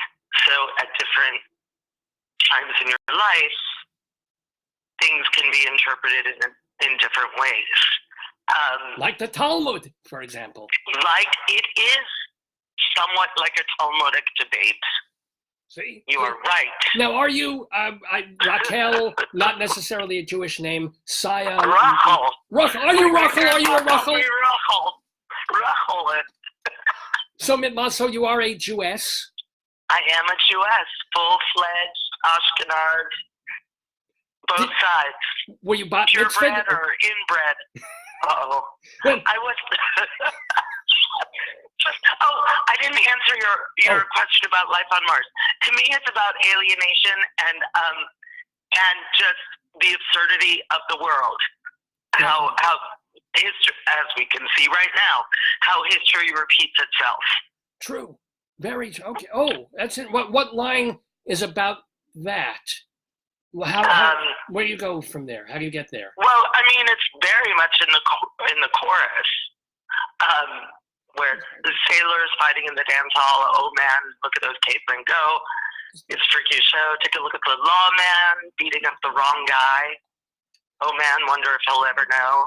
He's in the best-selling show. It's spin, right? Mm. Is there life on Mars? Like, is there another place where this cycle doesn't happen? Oh, I got okay. And it's about and it's a girl who's feeling alone and alienated from her family who goes to the movies for an escape. I mean, at the simplest level. Yeah, okay. But then it's like, oh, I've seen this-ish before. And he said that too, like all the space stuff and all the... Right. All of that, he said it was mostly an exploration about alienation and about inner space and his own... wrestling somewhat with big spiritual questions, like a Talmudic debate. And he said point blank, I don't really care if there's life on Mars. Like in a literal sense. And he was afraid of flying. So it's like... Really? Yeah. Oh, my God. Oh, he sailed and took trains for years and years and years. He was deathly afraid of flying. That's interesting because one of the famous things that he did during the Ziggy Stardust era wasn't he on a harness and flying over the audience like by foy? An egg or something? Yeah. Oh, he did that in the Diamond Dogs tour. Oh, the Diamond Dogs tour, okay. Yeah, a cherry picker. Well, maybe, I don't know. Yeah, he was high. He was also so high at that point, so, So let me. We're talking, by the way, Raquel with Rachel. I will call you Rachel from there. Rachel Cion. I would love that. But yeah, my great grandpa Jake called me Rachel. Oh. Full and that. So when did you realize that you wouldn't have a normal 9-to-5 job? Family, kids. I have a 9-to-5 job. You do? What? I mean, you think I can afford to live as an artist? No one can. Making my own work? No, because sometimes I get insurance. No, because sometimes I get artists that I talk to that I interview on here, and they do this and they sell a couple of CDs here and there, and then they tour and then they go there. And then I ask them, how do you feed yourself? And they figure out a way. They have side hustles, as they say. But you don't have a side hustle. You have a day hustle. I've had many side hustles. I've done the serving in restaurants. I've done massage therapy. I've done assistant, being personal assistant to like a 90-year-old. A 90-year-old. Well, I missed that. A 90-year-old psychoanalyst who escaped Nazi Germany. That's a whole other show. I've been an office assistant. I've temped. What else have I done to support? I've taught. I've been a guest artist, teacher. Right now, I'm a librarian. I'm a children's librarian at the Brooklyn Public Library. Oh my God! Who knew? I know someone very close to me who works in a library. Who wants to blow his brains out every week, and he isn't even a children's librarian. Well, it's not bad. I mean, come on. take apart Legos and recommend picture books. But aren't so children the worst things in the world? I have 21 and a half children, and I can even say, isn't it horrible dealing with children all day? It can be. I'm a little bit like the Pied Piper, like they just love me, and I'm very real with them. And I also can leave them and just go home to my apartment where I live alone. Oh, okay. Is that by choice? Are you dating? Are you out there looking? What's your... Not right now. What are you yenting me now? What is going on here? I've done my shotgun thing. You know, I try and... What? Are you talking to my mother? I'm just saying. We've already been asked if I was bat mitzvahed. Yes, this is an important thing. At least once every 3 months, she's like, I regret you not being bat mitzvahed. So, I don't know. And then the dating thing. Yes. And then how are you making, well, oh no, it's just a tribal thing, right? Of course it is. These are the questions. Because I could ask. I did ask about Bowie, and I will ask more about your career. Right. But you have to mix the professional and the personal. That's what makes things interesting. Exactly. I tell everybody about my prostate. You know, that's an important thing. People want to know. Well, then I'm going to tell everyone about my boob. Oh, because, yes. Yes, go ahead. Well, see, here we go. Yeah. No, go ahead. Yeah, yes, go I ahead. have this library job. After I quit working for the 90-something-year-old Dr. Vong, the German Holocaust psychoanalyst. Guy, yeah. He was a yeka, so he got out quick. You know what a yeka is? I don't know what a yeka is. What is a yeka? A yeka is a Yiddish word for like a very fancy German Jew. Oh, okay. So he had the money and the connections that he got out in Well, he got out in 1906. Yeah. He did have to go to Italy and then get to. I mean, it was not traumatic, but you know. He doesn't really count as a Holocaust survivor. Then he counts as someone lucky. But he did work with survivors after the war. He worked very intensely with them. Anyway, after I quit that job without any prospects because he was driving me nuts, and he needed a nurse, not an assistant. But did you have to change fluids? That's what happened. Yeah. No. Oh, God. Okay, good. No. And he was still dating in his 90s. That's a whole other story. Yeah. But really, that's a play I need to write. I've already written a little of it. It's just never fully gotten there. I didn't have a job lined up. I couldn't get work. My back was to the wall, or I was like being put into the wall. And I was like, well, I'll go back to school and become a librarian. I know a lot of people that are librarians, and they're able to live their lives and still do their work. And so I did that, and it was a difficult transition for me going into a full-time job, which I really only did in 2015. Okay. And thank God I did, because in 2016, in September, I was diagnosed with breast cancer. So I have incredible insurance through. I'm a city worker. Are you CSEA? Is that your plan? Or I'm DC 37. Oh. So yeah, and I have incredible health insurance, and I was able to do what I needed to do. Now you have mentioned. Granted, I had no time. Mm-hmm. So what I still had my insurance and I still had my job. I didn't get paid for a lot of it. That was a whole other thing. But anyway, but you know, and I'm here and I'm cancer free and no evidence of disease. So now you have said that David Bowie's life and his music, but combined, was helpful to you, was motivational and inspirational for you in going through your own your cancer treatments and getting through the breast cancer, yes? Yes, definitely. How? Definitely. Well, I'm very comforted by his voice and by his literal voice and his poetic voice, his writerly voice, and his music and his life. I mean, the way he dealt with his illness with such awareness and kept creating throughout it was beyond an inspiration.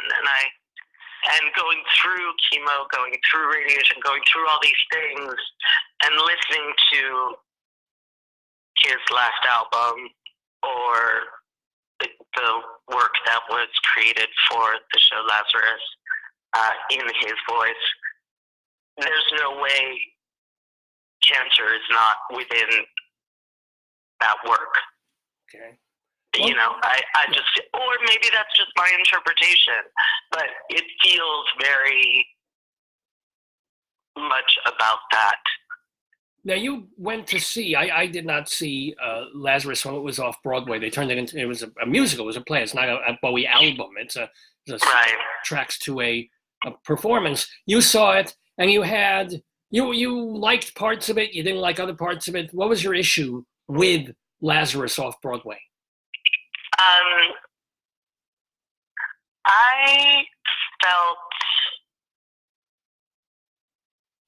I felt like it didn't, first of all, I loved everyone involved in the production.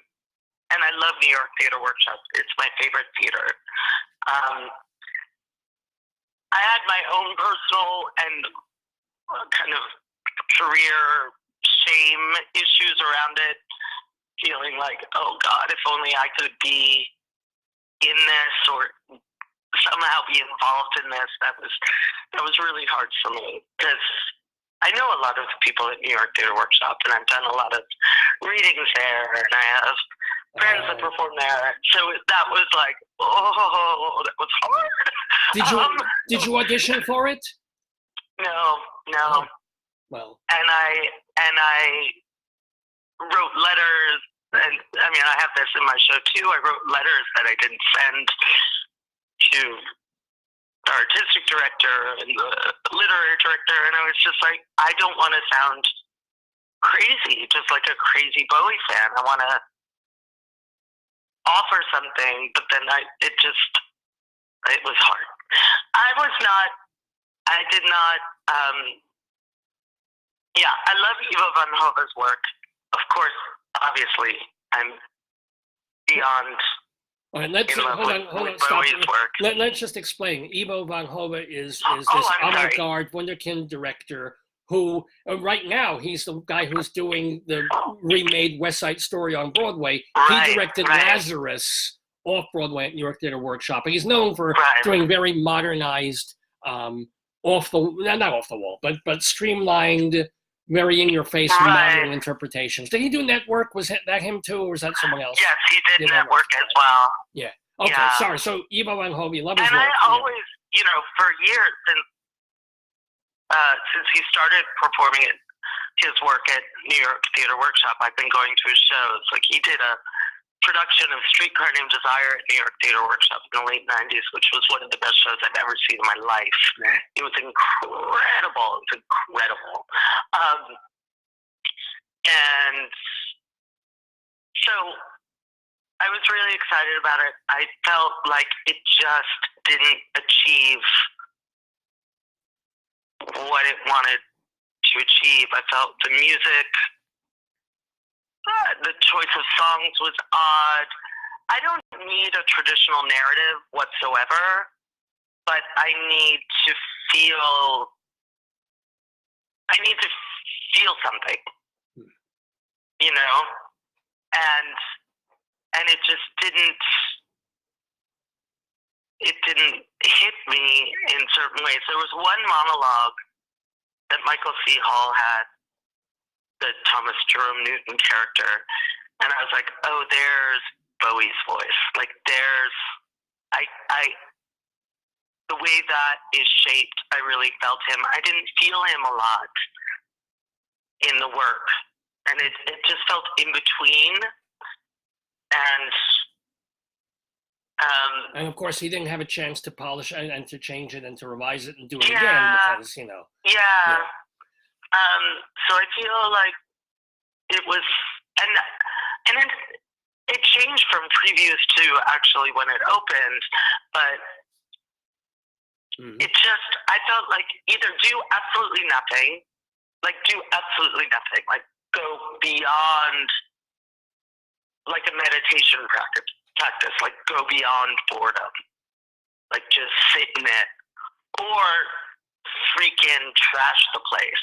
It felt in between. Oh, I see. Like there was a moment where like there was a refrigerator and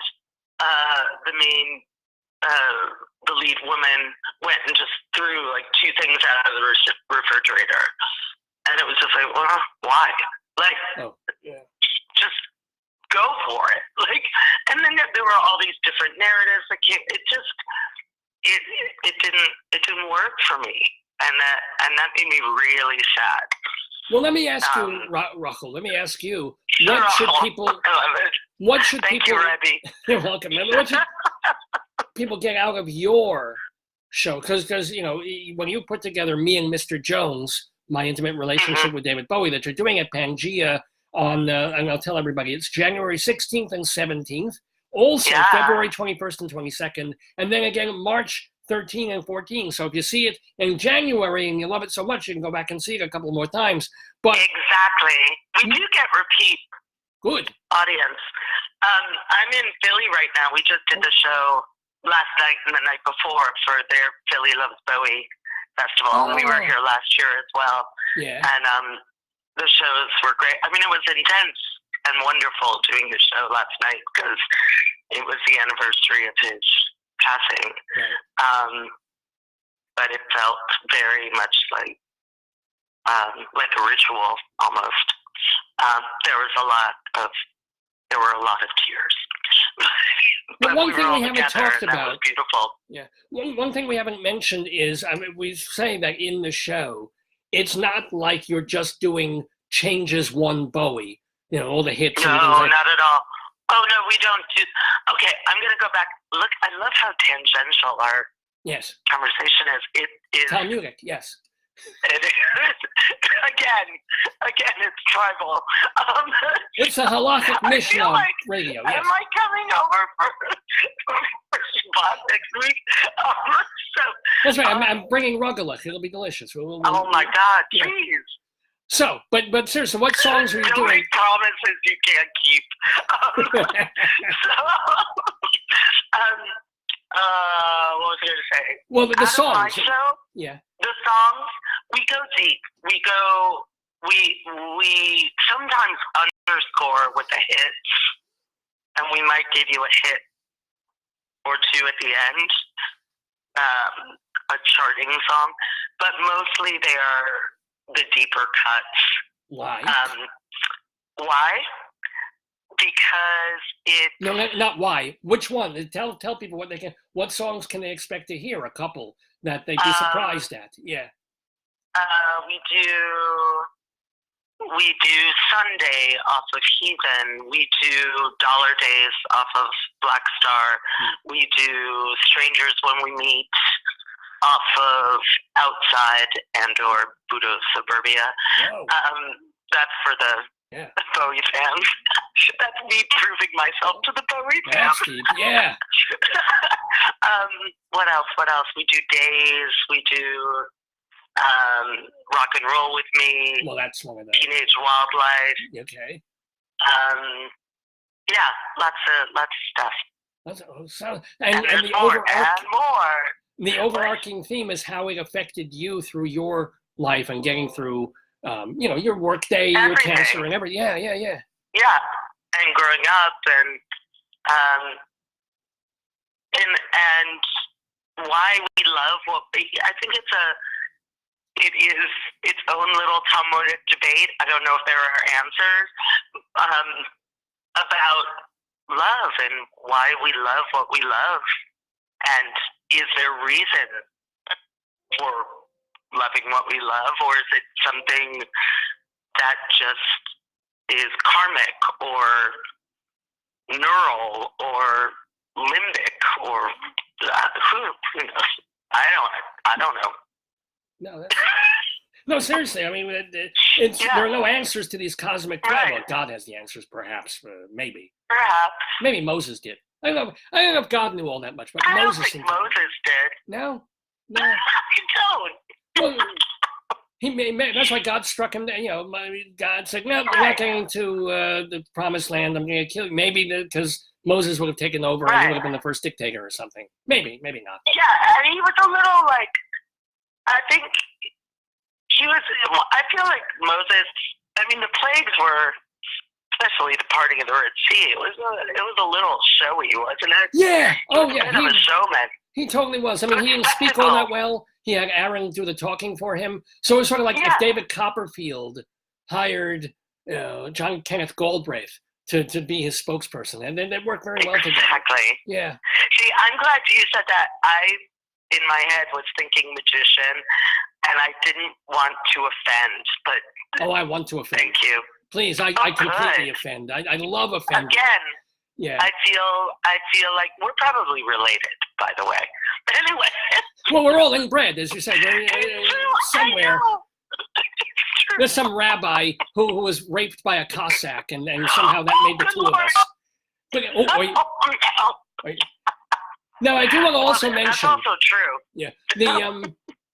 I want to mention here that this wonderful person that we're talking to, Raquel Cion, is not just a singer and a director, not just a singer, but a director as well. You staged a show that's going to be at Dixon Place in February. Well, I should tell people about this. I did? Dad in a Box, no? Oh, no, we just did it. We just did it at a place called The Wild Project last week. Yeah, but isn't it coming to Dixon Place in February also? Am I wrong? No, I think that was last year. Oh, oops. Oi, see, I was reading the internet the wrong way. I was reading it the Hebrew way, from right to left. Oh, and so I rang it backwards. That's what happens. But we just reworked that show in a really beautiful way. Ooh. And we're hoping to get another run somewhere. And Kim, I'm super proud of Kim Katzberg. She's an incredible performance artist, actress. She won the New York Innovative Theater Award last year for Dad in the Box for outstanding solo performance.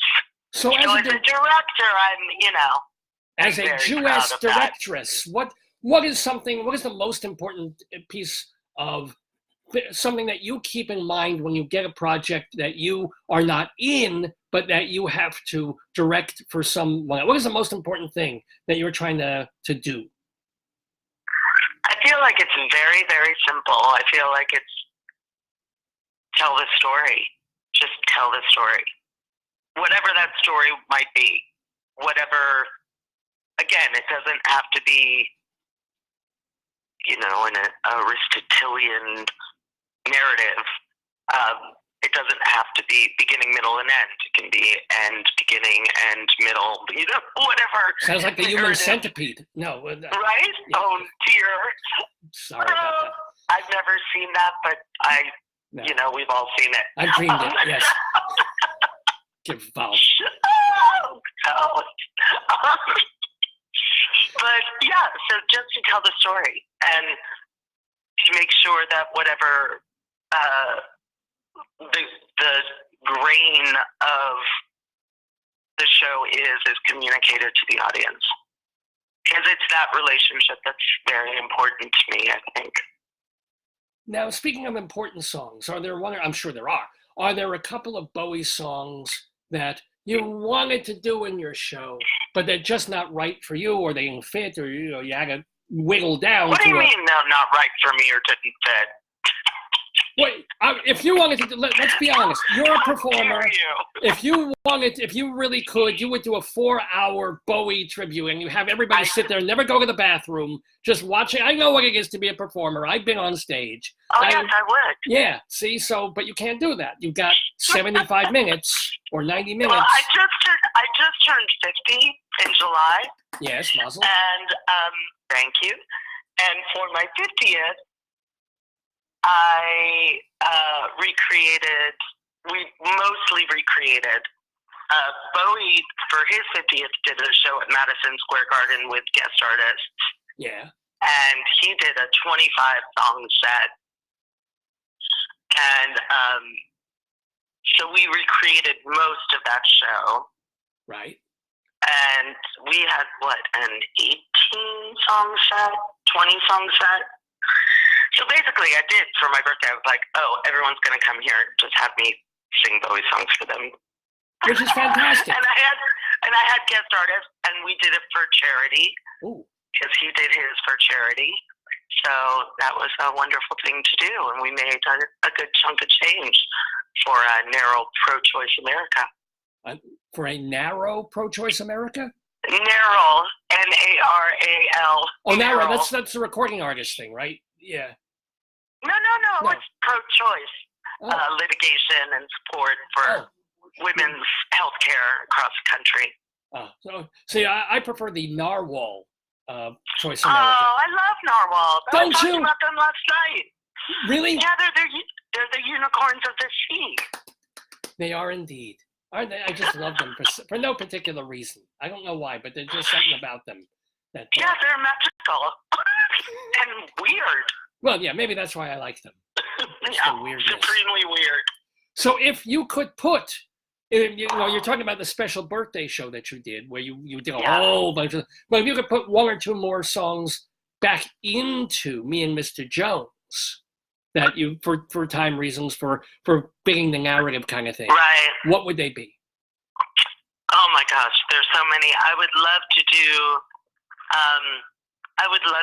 Sweet Thing, Candidate, Sweet Thing Reprise, which I did for another show I did, but that song is 10 minutes long.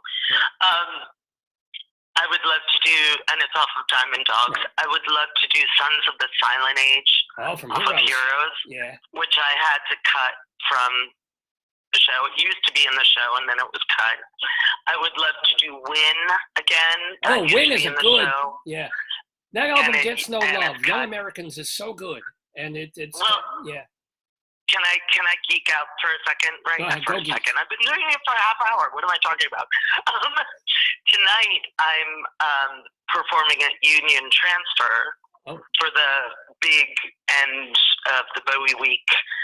Oh, in Philadelphia. Philly Loves Bowie Week festival, and Ava Cherry is performing, and Ava Cherry dated Bowie from 73 to 75 or so. Well, he was married, but, they had a thing, Anyway, and Win is actually written for her. I didn't know this. It's written for her, and so not only did he pop her cherry, she cherried his pop, if you know what I'm saying. Yes, she did. She's gorgeous. She still is gorgeous. She's such a lovely woman. And then at the end, we're singing Young Americans because we're in Philly, and she's singing it, and I'm singing a verse with Ava Cherry in Philly, and I'm losing my mind about this. I'm just... This is, Mazel. It's just such a thrill for me. Have you ever sung with any Bowie major bandmates like Alomar or some of those kinds? I've sung with Mark Plati. I did a show with Mark Plati once, who was his guitarist and musical director for the Hours tour. He was musical director. Wow. And he played on the reality tour. He played on the Hours tour. He played on Heathen. Okay, wait, stop right there. Yeah. Stop, Raquel. So you know this man, this Michael Plati. Did he have any great Bowie stories to tell? Any funny or poignant or just weird anecdotes about being on tour and doing these albums with this man? Oh, we didn't get that deep in. We didn't get that deep in because it was like just one of those tribute shows where you just show up and you go, and then it's just a crazy cluster afterwards.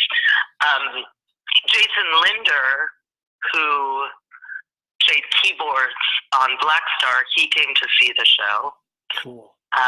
he came to see my show, and that was such an honor. And he just said what a kind and fun man he was, and how he really allowed his musicians to fly. He just gave people the space to experiment and to bring whatever it was that they were good at to the work at hand to the utmost level. And yeah, he said it just changed his life on every level. Well, speaking of people doing work on a great level here, the life-changing show for Raquel Cion is called Me. You love when I call you Raquel. I do, but everyone else can call me Raquel. Everyone else better call me Raquel. How about that? All right, fair enough. I get the dibs on the Raquel. You do. Yes. You do. But please. Because you're Miss Yes! I am indeed. I was there for your bris. I was. No, I don't. Okay. Oh, Lord. Oh, God. Wow, that had a visceral effect over here. It would, wouldn't it? Okay. Now, remember that you can find out more, because obviously you're doing the show in Philadelphia tonight, and then you're coming to Pangea on January 16th and the 17th, so that's later in this week, and then February 21st and 22nd again, and March 13th and 14th again at Pangea. Plus, to find out all that Raquel Cion is doing, you've got to go to her website, meandmrjonesshow.com. Now, there's no periods, no nothing in there, just meandmrjonesshow.com is the place to follow all the stuff that you're doing, which brings us to the last question here. And I wonder if you're thinking about this or worried about this, because right now you're totally wrapped up into this show, into Me and Mr. Jones, into David Bowie and doing those songs. Are you worried that 2 or 3 years down the line, when it's time maybe to come up with a new cabaret show, because you're not just a Bowie impersonator or a Bowie, not impersonator, but I'm not an tributor. Impersonator now. No, but when it's time to be Raquel Cion again and do other kinds of songs and music, are you just going to be the Bowie girl? Are you worried about that? If I'm known as the Bowie girl, that's a beautiful thing to me. Okay. It really is. I don't care about that. I think even if I do other things, I'm still known as the Bowie girl. And that's fine. That's not a... Yeah. Okay. Yeah, well, are you working on any other kind of cabaret show? I am working on something right now. I am working on something. It is moving at a glacial pace. It's like my prostate. At a glacial pace. Yeah, sorry. It's pre-global warming. Like, they're not melting quickly. So, you've been working on this since 1864. It's a very long time. Exactly. Yeah. I myself am Methuselah. Well, you're aging gracefully. That's for sure. Why, thank you. Anyway. There are a lot of good products now. That's true. Well, first of all, I want to wish you even more than success for the show, although obviously for performers, success is the most important thing, but health too, that you should remain sea-free, for God willing, forever. And also then, just in second place to that, I want to wish you continued success and excitement and delight in doing Me and Mr. Jones, my intimate relationship with David Bowie, that everybody can go see in Philadelphia tonight and Pangea in New York. Raquel, it has been so much fun talking to you. What a joy. Thank you so much. And shalom to you. Shalom. Shalom.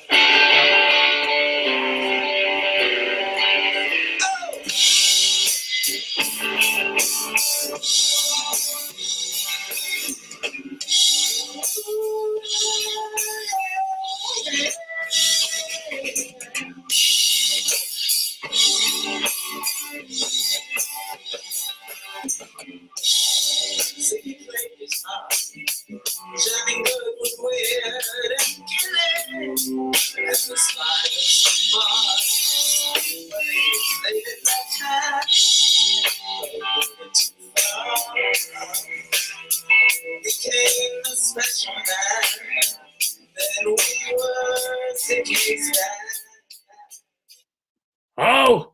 You're surprised to still see me here, Rabbi Sal Solomon, on the Dave's Gone By Facebookio, Podcastio, Programmio of the stream.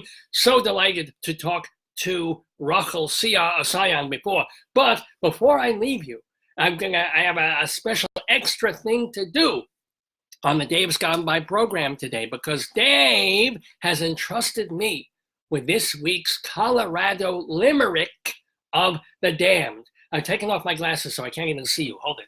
I gotta put these things back on again. What the hell did I do with them? Here they are. God damn it. Okay. So here we are. Oh, much better. Much better. There we go. Okay. Clean those. So the Colorado Limerick of the Damned is something that David, who runs this program, came up with a couple of years ago, where he started writing these poems because he was sitting bored in Colorado. And he thought, hey, let me make a funny little 5-line poem about every different place in this state, every little town, every big city, every municipality, whatever the hell that is. And so he started doing this. He did it for fun a couple of times, and then it just steamrolled, because there are so many places in Colorado. There's a couple of hundred. So he has about 60, 70, 80 of these little poems now. And every week he does one of these on the program, on Dave's Gone By. But today he has a Jewish one. Yes. And it's about Como, Colorado. And I know all the Spanish people out there are going like, Como? But yes, it is Como, Colorado, because it's a Perry funny limerick. Perry, come. Anyway, this is why Dave does them. He doesn't let me do most of these, but this one has a Jewish tinge to it. So Como, Colorado, by the way, is an unincorporated town of about 400 people, and it's named for settlers who came here from Como, Italy. Then it became a depot town for railroads, essentially, and now a few people live there, but it's essentially a ghost town tourist destination. It's a stop on the way for skiers who are going to Breckenridge, and however, they do have in Como an art gallery, which is, I guess, again, for all the tourists coming through, and an old school from back in the day that they have preserved. And they've even preserved some of the teachers in there, which is kind of horrifying.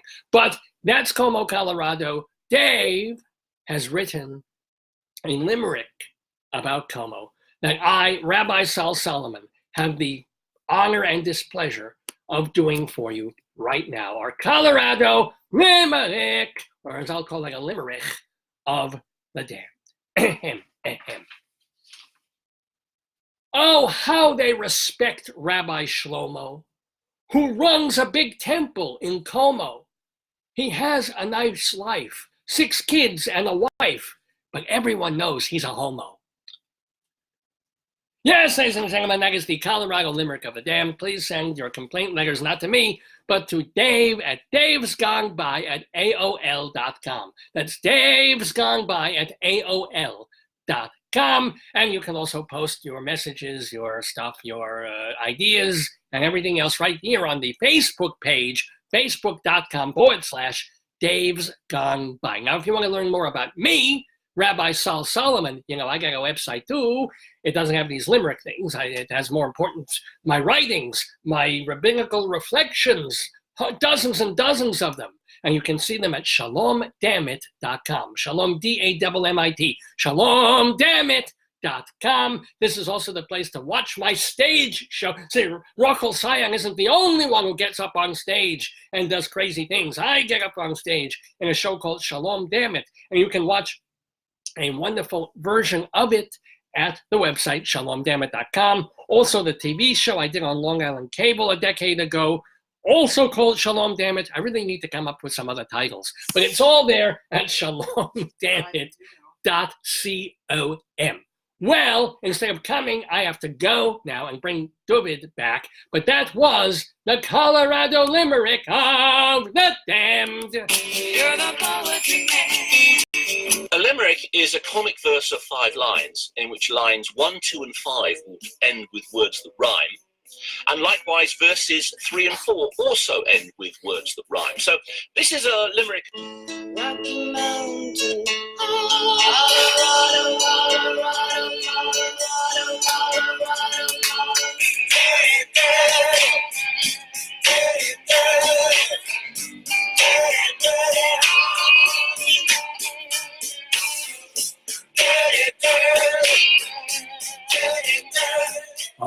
Yes, indeed, ladies and gentlemen. You are listening to the Dave's Gone By Facebookio Podcastio Programmio of the stream with me, Dave Lefkowitz. We still have a bit more to do in the program. I mean, it's only 11:15 Eastern Time here in the Daverhood on this Saturday, January 11th, 2020. It's our 728th broadcast of the show. We're calling it CIONARA in honor of our delightful guest, Raquel Cion. Definitely go see her doing Me and Mr. Jones with a full band. I want to make clear that this isn't one of those cabaret shows where there's just, a dogged little pianist rinky-dink in the background and someone with a spotlight on them. This is a rock show, which is kind of neat. But anyway, I also like dinky cabaret shows with one piano too. I mean, I like it all. And I hope you will like me talking about the theater, because I've been a theater critic, a playwright, an actor, a director, and a theater journalist for many, many years now. So I love just talking a little bit about drama, comedy, musicals, the theater that I do love in a segment called Inside Broadway.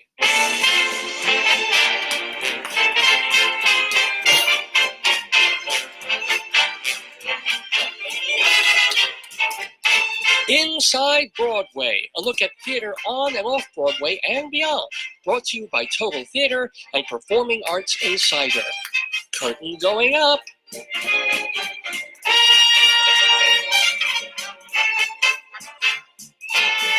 Yes, ladies and gentlemen, Inside Broadway we go every Saturday here on Dave's Gone By. Just because, you know everything that's going on with movies. You watch the Golden Globes, you know what films are coming out, and you can hear very easily by putting on any radio station or just seeing the Grammys and stuff of what's happening in music.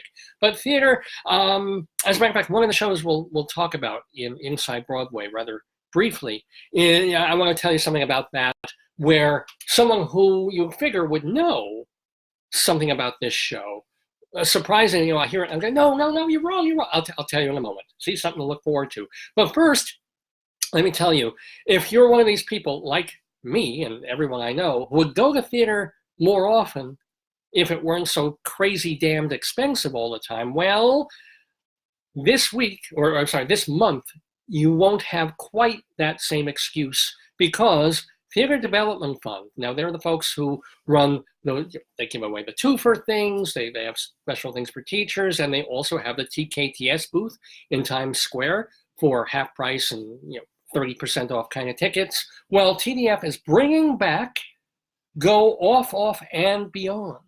This is kind of a neat thing. So yeah, okay, Broadway is $100 and $200. That's it is what it is. Although, if you want to go see Broadway stuff, January and February are the time for the shows that are still kind of popular and selling out on weekends and things, because the holidays are over, the tourists are gone. You have a better opportunity either of getting cheaper tickets to Broadway shows, or at least getting into some Broadway shows that you couldn't get into at other times during the year. Maybe not Hamilton, but other really popular like Wicked or Book of Mormon or Lion King. They're not going to be so packed at this time of year that they are from, say, Thanksgiving until New Year. So this is a good time to see that. But if you really want to be on the cheap and see interesting work that isn't between West 41st Street and like Lincoln Center, how about checking out the Theater Development Fund's Go Off, and Beyond, which has off Broadway tickets starting at $11. You just pay a $5 one-time fee to sign up. It's not annual. It's one time, and then there's just going to be this whole list of off Broadway shows that usually would cost anywhere between $18, $20, maybe $25. And tickets up for $11. That's the cost of a movie if you make a reservation now, right? You can go see live actors, people who are unknown now and living out off SpaghettiOs, and maybe in 8 years suddenly you're watching them on TV in a series. Playwrights, right, who are maybe writing things that aren't so commercial and aren't so ready-made for a big Broadway house, but are writing interesting plays about things that are meaningful to them. Check it out. Just go to tdf.org, tdf.org. And now, I know I promised you the thing about the extra, about Broadway stuff. January 21st through mid-Feb I think February 9th is when this ends. Broadway week happens. It's actually 3 weeks. And this is amazing. You buy one ticket at full price, you get the second ticket free to a lot of different Broadway shows. Again, not Hamilton, but I would say probably 70 to 80% of the other shows on Broadway. You can take part in this. And it's it's by the people who do the restaurant week in New York City, where back in the day, for 1 week or 2 weeks, you could go into New York, eat at a restaurant that would normally charge you $35 for an entree, $12 for an appetizer, and then in 2018 it was $20.18 plus tax and tip, right? So they do this. New York City Go is the folks who are doing it. nycgo.com. And what they're doing is between, not yet, but it's January 21st through early Feb. You buy one, you get one free, not half off. So if you are gonna splurge on Broadway, you've got to pay $160 to go see some big Broadway show. Well, you spend that $160, but now you can take someone else, and it's only $80 a piece, which really, I mean, in this day and age, that's a reasonable price for a ticket. And not only that, if you want to see the show at a really good seat, you don't want to be up in the boonies or maybe a little blocked view kind of thing, you have to pay an extra $20. I remember going to see Broadway shows through TDF for $20 and less, but now you can pay an extra $20 and get a good seat. So they do that too. It's all there at nycgo.com.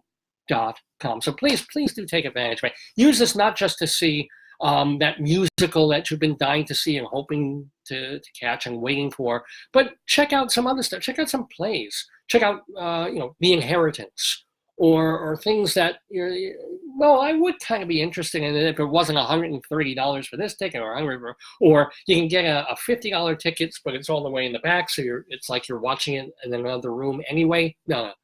Now, take the chance. Go check out nycgo.com.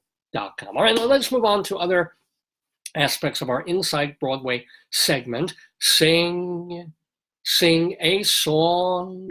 Sing it loud, sing it strong on Broadway, because the musical Sing Street, which has been playing at the aforementioned New York Theater Workshop. Remember, Raquel Cion was just talking with Rabbi Saul Solomon about seeing Lazarus at New York Theater Workshop. Well, their current show is a musical called Sing Street, and it's by John Carney, Enda Walsh, and Gary Clark. These are the people who put together the marvelous musical Once, first as a film, and then they made it a Tony-winning Broadway show. It's a wonderful, wonderful show. Well, they came up with another musical called Sing Street. The story is of a kid from a struggling family, and he's got to change schools. So he goes to this more kind of religious-y prep school. I don't think it's religious. Yeah, it is, because the guy's a priest. So this kid goes to this new school, and now he's got to fit in all over again, and he doesn't fit in. He's an outsider. There's already a bully ready-made waiting to beat him up. There's a priest who turns out to be quite a sadist and a jerk. But there's also other outsider kids who love music, and they love the music of the 1980s, kind of that part of the Bowie era. They also love Duran Duran and the videos of the time and the makeup and the Whitesnake and all of that. So they put together a band, and this is their way of breaking through the humdrum, the family domestic squabbles, the money troubles, the dealing with the bad kids at school, how tough life is over there. And it is, sometimes a little dark, but it's also a fun show, a light show. I did see it off Broadway at New York Theater Workshop, and I liked a whole lot of it. It's a bit of a mess, but the music is enjoyable. The story is fun. It's got a happy ending. I'm not going to give it away, but it's happy, right? And there's a sexy girl in it, and that has a happy ending too. It's Sing Street, and they're going to move it. So it's closing this weekend at New York Theater Workshop, but it's transferring to Broadway's Lyceum Theater, and it's going to open in the middle of April, just really before the Tony Awards cutoff time on April 19th at the Lyceum Theater. Rebecca Teichman, who won a Tony Award for directing Indecent, that was the Paula Vogel play, she's directing the show. They're bringing the same cast up from off-Broadway to do it on Broadway. It's, and it's not once. I'll tell you that. It isn't as special as once. It's, as I said, a lot messier, but it's still lively and fun and tuneful and quite enjoyable. And I would say for 20 minutes at a time, before something happens that's kind of hard to believe, or it gets a little sidetracked with things, in 20-minute chunks, you're having an absolutely fabulous time seeing Sing Street, and now you're going to get to see it on Broadway in the spring. Well, have some more Broadway news and information for you in our Inside Broadway segment, but not before I tell you about this. And this is exciting to me, because this is a journal, a magazine that I thought would be ending last year, like so many other things. I just read a story about the Philadelphia, speaking of Pennsylvania. Oh, no, not Philadelphia, Boston. The Boston Metro newspaper is swallowed up, gone. They fired, they're down, they fired 100 people and they've got a skeletal staff of 10. Was that in Boston? You know that paper that you get free in New York called Metro? It's got the green logo. Well, guess what? Bye-bye. It goes like every other hard copy, and half the website magazines and newspapers too, they go. And yet somehow, after 76 years, this continues. In Performing Arts Insider, the Bible of Broadway, which tells you about every show, not just on Broadway, but off and off Broadway too. You can see the lovely cover with A Soldier's Play, a revival that's going to be opening on Broadway in a couple of weeks. Grand Horizons, a new Broadway play, yay. And also another Broadway play, My Name is Lucy Barton, starring the lovely Laura Linney. So that's just the cover. What else is in this magazine? Oh my gosh, we turn the page, table of contents, and a look very quickly at every single show that is opening on Broadway this season, either already has or will be later on. The shows that are currently running from seasons past, a little map of the Broadway district. Look how convenient. Look how simple it is to use Performing Arts Insider. A page devoted to all the Broadway theaters. Their locations, who owns them, is it Nederlander, Jujamson, how many seats do they have, and what shows are currently in them and for how long. We move on. This is a crucial page to everybody in the entertainment industry, the press agents. These are the people who do the PR for all the shows on Broadway. In other words, if you want to contact the actors, the directors, the cast, the designers, the first stop should be this page, because these are the folks you get in touch with first, and they'll be the go-betweens. Real important to have this information, their phone numbers, their email addresses, and their snail addresses. And then we get to the real heart of the magazine. Day by day, chronological calendar listings of when every show starts, previews, opens, or closes on Broadway, as well as, and you can't find this anywhere else, off and off Broadway too. Nobody has this info. And you can open 100 windows on your computer and still not get it in this simple way on 3.5 pages in Performing Arts Insider. And then we move to the really good stuff. The comprehensive listings of every single show. Look at all these. Look at, this is every show currently on Broadway and even about to open on Broadway. Let me see. We're just talking. Actually, since it's at New York Theater Workshop, let's look at Sing Street. That should be in here. It certainly is. So we move to the off and off Broadway section and look at all the info about Sing Street currently at New York Theater Workshop. Who wrote it? Who directed? Who is Sonia Tate is the choreographer. Tata, I think. Yeah, I may be mispronouncing it. Who's doing the design, the set, the lighting, the costumes, all the cast members, and occasionally even their websites or their contact information, and then plot synopses, some trivia and notes about the show, as well as, very importantly for the industry, the producers, the press agency, the theater that it's in, the address, phone number, and then how long it's running. We do that not just for Sing Street, but for every single show on, off, and off Broadway. That is why Performing Arts Insider has remained the Bible of Broadway since 1944. And of course, towards the end, we have our index, so you can find everything really, really quickly. We even have in our January issue, people love this, the rumors page about shows that are rumored to come to Broadway in the years ahead. What's being workshopped out of town? What big property has just been, I think last time we were talking about Mrs. Doubtfire. What's coming up soon? that will be a Broadway show. All of that in the rumors page, all of it, every month, 12 times a year in Performing Arts Insider. So find out more by going to performingartsinsider.com. performingartsinsider.com. You can either subscribe for the hard copy. It's still a great physical magazine you can hold in your hands. Or if you want to save some trees and save some money, you can get the issues mailed to you as a PDF, or emailed to you as a PDF, so you can read them there, have them open on your computer, and save yourself a little dough at the same time.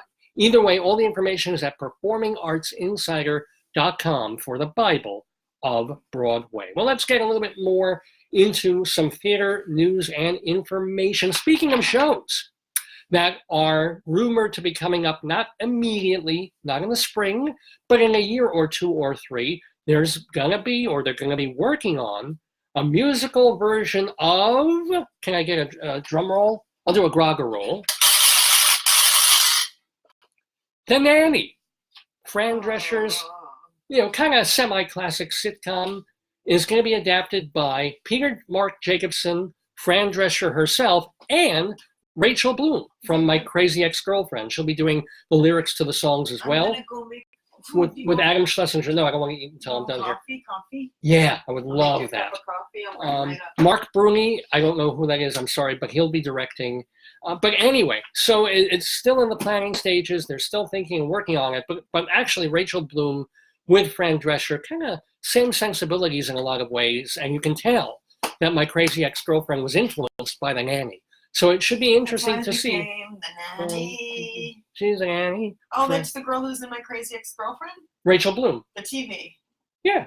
Oh, wow. Have you ever seen the show? It's cute. Psychotic, yeah. Well, yeah, she's playing. That's scary as hell. Why scary as hell? Because nobody wants to be stalked by somebody. Yeah. It's like stalking. You want sugar, right? In your coffee? I want sugar and milky milk. Or you want egg cream. Egg cream! I want an egg cream! Don't yell. Me want egg cream. It can be chocolate or coffee. No, not coffee. Chocolate or vanilla egg cream, but I want egg cream. I want it now! Do you want coffee and an egg cream? That's gilding the lily. Yes. I thought you were going to ask if I wanted a coffee enema. No, why don't you? No, I do not want a coffee enema. At least not right now. You got your Japanese scissors. They came in. Yes, excellent. Well, they're for you know what, so a couple of different things. So great. Anyway, we're going to finish up Inside Broadway here on Dave's Gone By. Welcome, by the way, to Michael and Matthew and Frank and two different Michaels. So yay. So hey, I got one turntable and two mics. I'm sorry. I apologize for that. Anyway, a little more Broadway news. I do want to tell you, remember when Batman, the musical, Spider-Man, Turn Off the Dark. Spider-Man, the musical. And everyone was making fun of it because, not just because it was having problems with music and lyrics and things like that, and then just the storytelling and Julie Taymor and, just creative control being wrested from her and figuring out what the show is about, but also because people were getting seriously friggin' hurt in that show. There was a lot of flying and pyrotechnics and acrobatics going around, and people are just, falling and dropping and, Well, the Spider-Man of this year is turning out to be exactly the director that Raquel Cion was talking about before. Ivo Van Hove is directing a revival of that wild modern show, West Side Story, right? West Side Story's coming back. Well, a couple of weeks ago, West Side Story had to postpone its opening night by 2 weeks because the lead actor, Isaac Powell, got injured, the guy playing Tony, badly injured, but not so that he has to leave the show. And be replaced by someone else. Thank God, lucky for him. So, and good for the director, Ivo Van Hove, for sticking with him. Because he could just say, hey, it's a show, the show must go on, Broadway opening night, we're sorry, but we got an understudy, we got to replace you. No, he's a recover. Your thing is recoverable. We'll give you an extra couple of weeks of previews. The producers are backing this. We'll keep you, and then we'll open on February 20th, which West Side Story is going to do. But just this week... I don't know how much seltzer you want us to give it a good start. Oh, look at this. Look, this is an egg cream. Oh, that's chocolate milk. Chocolate milk. But notice how it becomes an egg cream. Oh, thank you, sweetie. Oh, heavenly. Stop, because it might bubble over. Oh, no. Oh, I didn't bring you a straw. You want a straw? No, this is perfection. Good? Mm. Let me take the helmet. Mm. Even more than seeing a child be hit by a car in Borough Park. This makes me feel Jewish. It's got syrup on it. L'chaim. So, anyway, they have this actor injured in West Side Story, and then this past week, another actor, the guy playing Riff, got injured, and he's got to be replaced. He's got to be out of the show. Still, they haven't postponed the opening again, February 20th at the Broadway Theater, because there's a Broadway theater called the Broadway Theater. Talk about confusing. Somebody should give the naming rights on that one to like Waste Management or something. But anyway, if you want to see West Side Story, and boy, it's dividing people up and down the internet. Some people love it and they find it very exciting because Van Hove, he doesn't just do standard basic revivals. He's cut the show. It's I think an hour 45 minutes without intermission. So before you know it, Maria and Tony meet, and then suddenly he's already he's killed a guy, and then you blink and it's over, and she's standing over his body saying, "Don't touch him." It's amazing how just streamlining everything. Who needs one hand, one heart? But seriously, some people think it's very exciting, and it's so they're trying to market it as such a new modern thing, also because of the success of the Oklahoma revival from last season and how daring and different and scaled back that was. And it's still running. It's got another week or two to run. So people want to see that can. I have not seen it, unfortunately, but it's I think it's circling the square of the Oklahoma. And it's divided people as well. Some people are saying, no, it's too bluegrassy in the music. I mean, you've got this great Rodgers and Hammerstein score. What are they doing to it? And it's this and that. And other people are saying, no, this revitalizes the genre. We don't need another Oklahoma that reminds us of the movie from the 1950s. Let's have a 2019-20 Oklahoma. Well, that's what we're getting with West Side Story. But it sometimes amazes me. I was talking about this before, or hinting at this, of sometimes Broadway just assumes that people know more about it than they do. So there's a guy that I listen to every Sunday on WFMU, a radio station out in Jersey, an independent radio station. And he's a smart guy, even though he comes off as, he's a Jersey guy, through and through, Jersey boy at heart. His name is Glenn Jones, right? The Glenn Jones and X-Ray Burns radio program. Been doing it for about 20 years now, maybe more, on WFMU on Sunday afternoons. And of course, the sad part is that X-Ray died last year. He got cancer. He passed away. Jonesy is continuing to do his show. And even though Jonesy is a one of those guys who loves The Odd Couple and The Honeymooners and plunks himself down and watches Ray Donovan and talks about sandwiches and, is not going to be the intellectual type. He's still a cultural fellow. He goes to see tons of concerts. He's gone to a lot of Broadway, the occasional opera. He's not someone you would look at and think that of, but at the same time, that's what he is.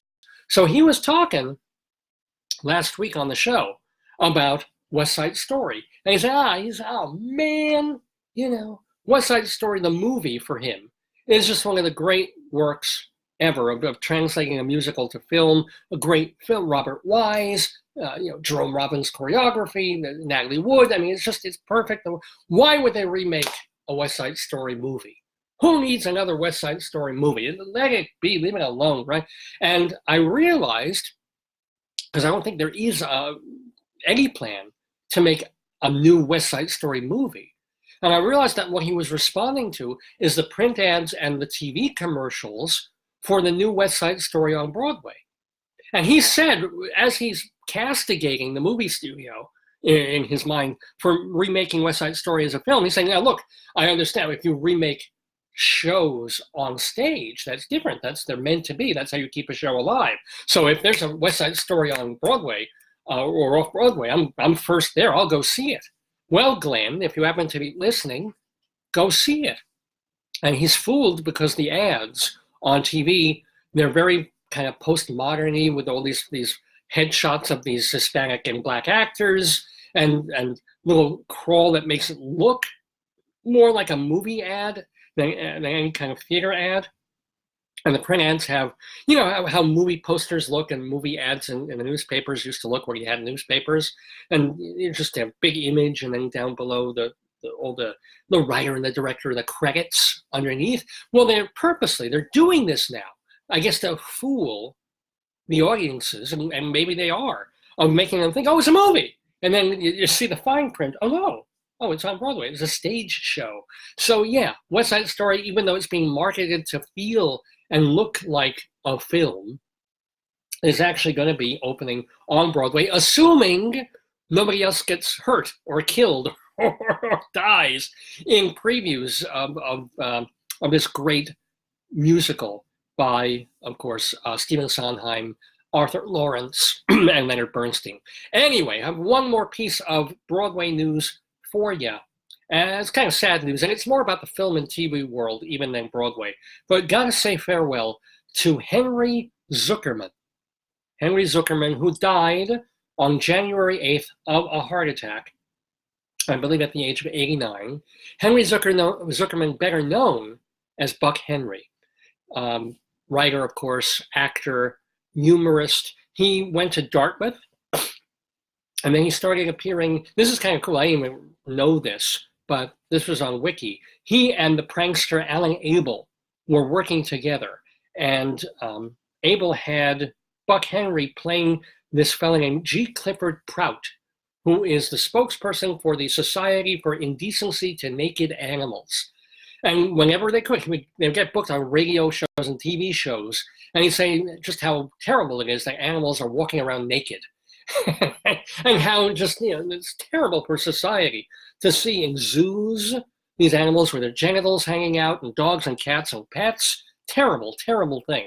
Now, hosts of these shows would treat this eccentric with bemusement, but also kind of take him seriously. But there were people at home who took this Buck Henry character seriously and would send money.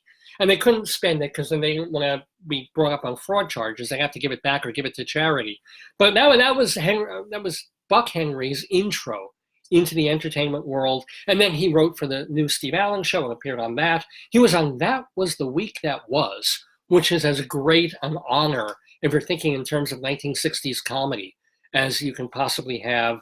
That led to writing a little show with Mel Brooks called Get Smart. That really made his name.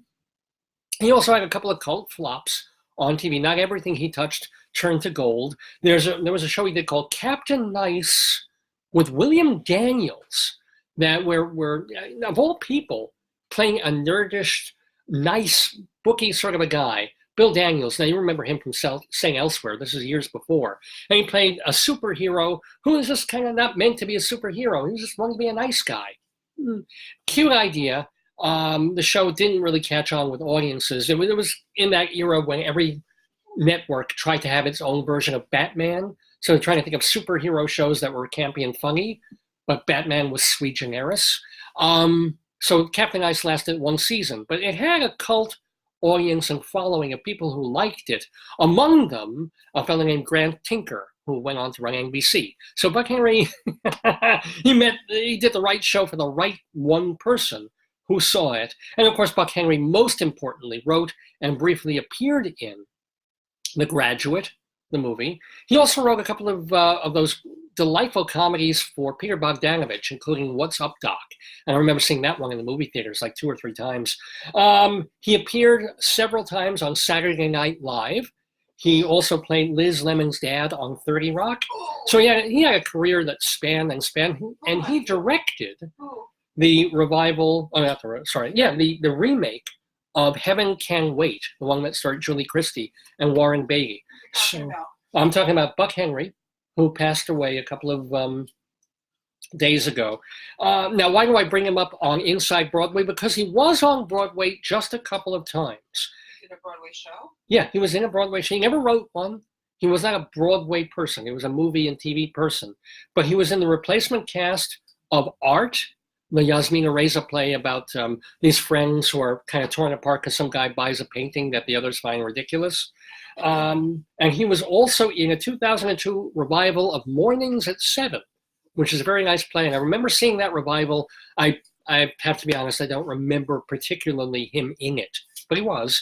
And then his last off-Broadway assignment was in the very first, or was it the very last? I think it was the very final play that Tennessee Williams ever wrote, called Masks, Outrageous and Austere. He was in that in the mid or late 2000s with our friend, speaking of Austin Pendleton alerts, he was in that too. So anyway, Buck Henry, man, Get Smart, The Graduate, Heaven Can Wait, and of course those appearances on SNL. There was something really, really special about the guy. If you go on YouTube, you can see him just being interviewed about some of the stuff that he's done in his career. And the way he even expresses himself and talks about things, you can't help but crack a smile and really appreciate the special person that he was, the late, great Buck Henry. And that will take us out of Inside Broadway on this January 11th. It's the famous gay white way where the night is bright as day. Ain't Broadway grand? It's not just a thoroughfare, it's a tingle in the air. Ain't Broadway grand? It's excitement, it's romance, it's all fun and song and dance. This wonderland, you can be a millionaire quicker here than anywhere. Ain't Broadway grand?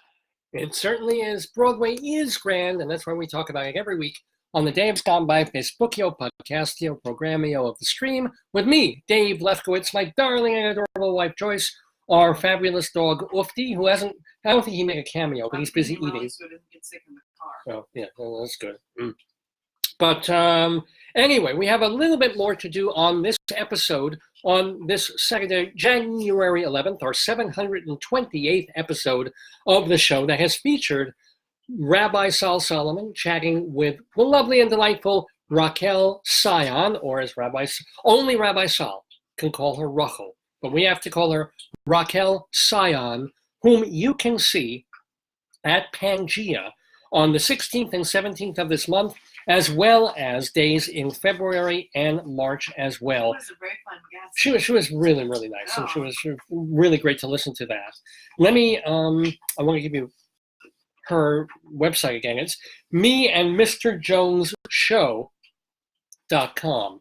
Now, the name of her cabaret show is called Me and Mr. Jones. Yeah. What is it with English people and Mr. Jones? Because Amy Winehouse has a song, Mr. Jones. Like, is it a slang for, like, my friend, or is it a slang for... Well, no, in this case, David Bowie's real name was David Jones. Oh. Yeah, he was born David Jones, and he couldn't take that name as a performer because he didn't want to be confused with Davy Jones of the Monkees. So he had to change. So he changed it to Bowie for Bowie Night. Or he would see Bowie on I think on a TV series or like the Davy Crockett TV series, something like that. So he changed it to David Bowie, and then of course there's the song, the soul song, Me and Mrs. Jones, about this guy who's having an affair with this woman, Mrs. Jones, Mrs. Jones, Mrs. Jones. Winehouse says, like, what kind of buggery is this? Yeah, or, like, just all about the cheating. So the pun is on Me and Mrs. Jones, but it's about me and Mr. Jones, aka David Bowie, my intimate relationship with David Bowie. So that's why. But she wouldn't have sex with him. No. She saw him in concert. He did put his hand on her knee.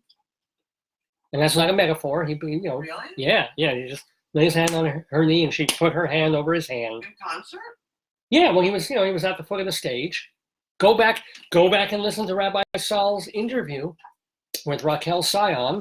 And if you want to do that, remember what? Sorry. How can I do that? Remember, you can by going to our website, davesgoneby.com. DAVESGONEBY.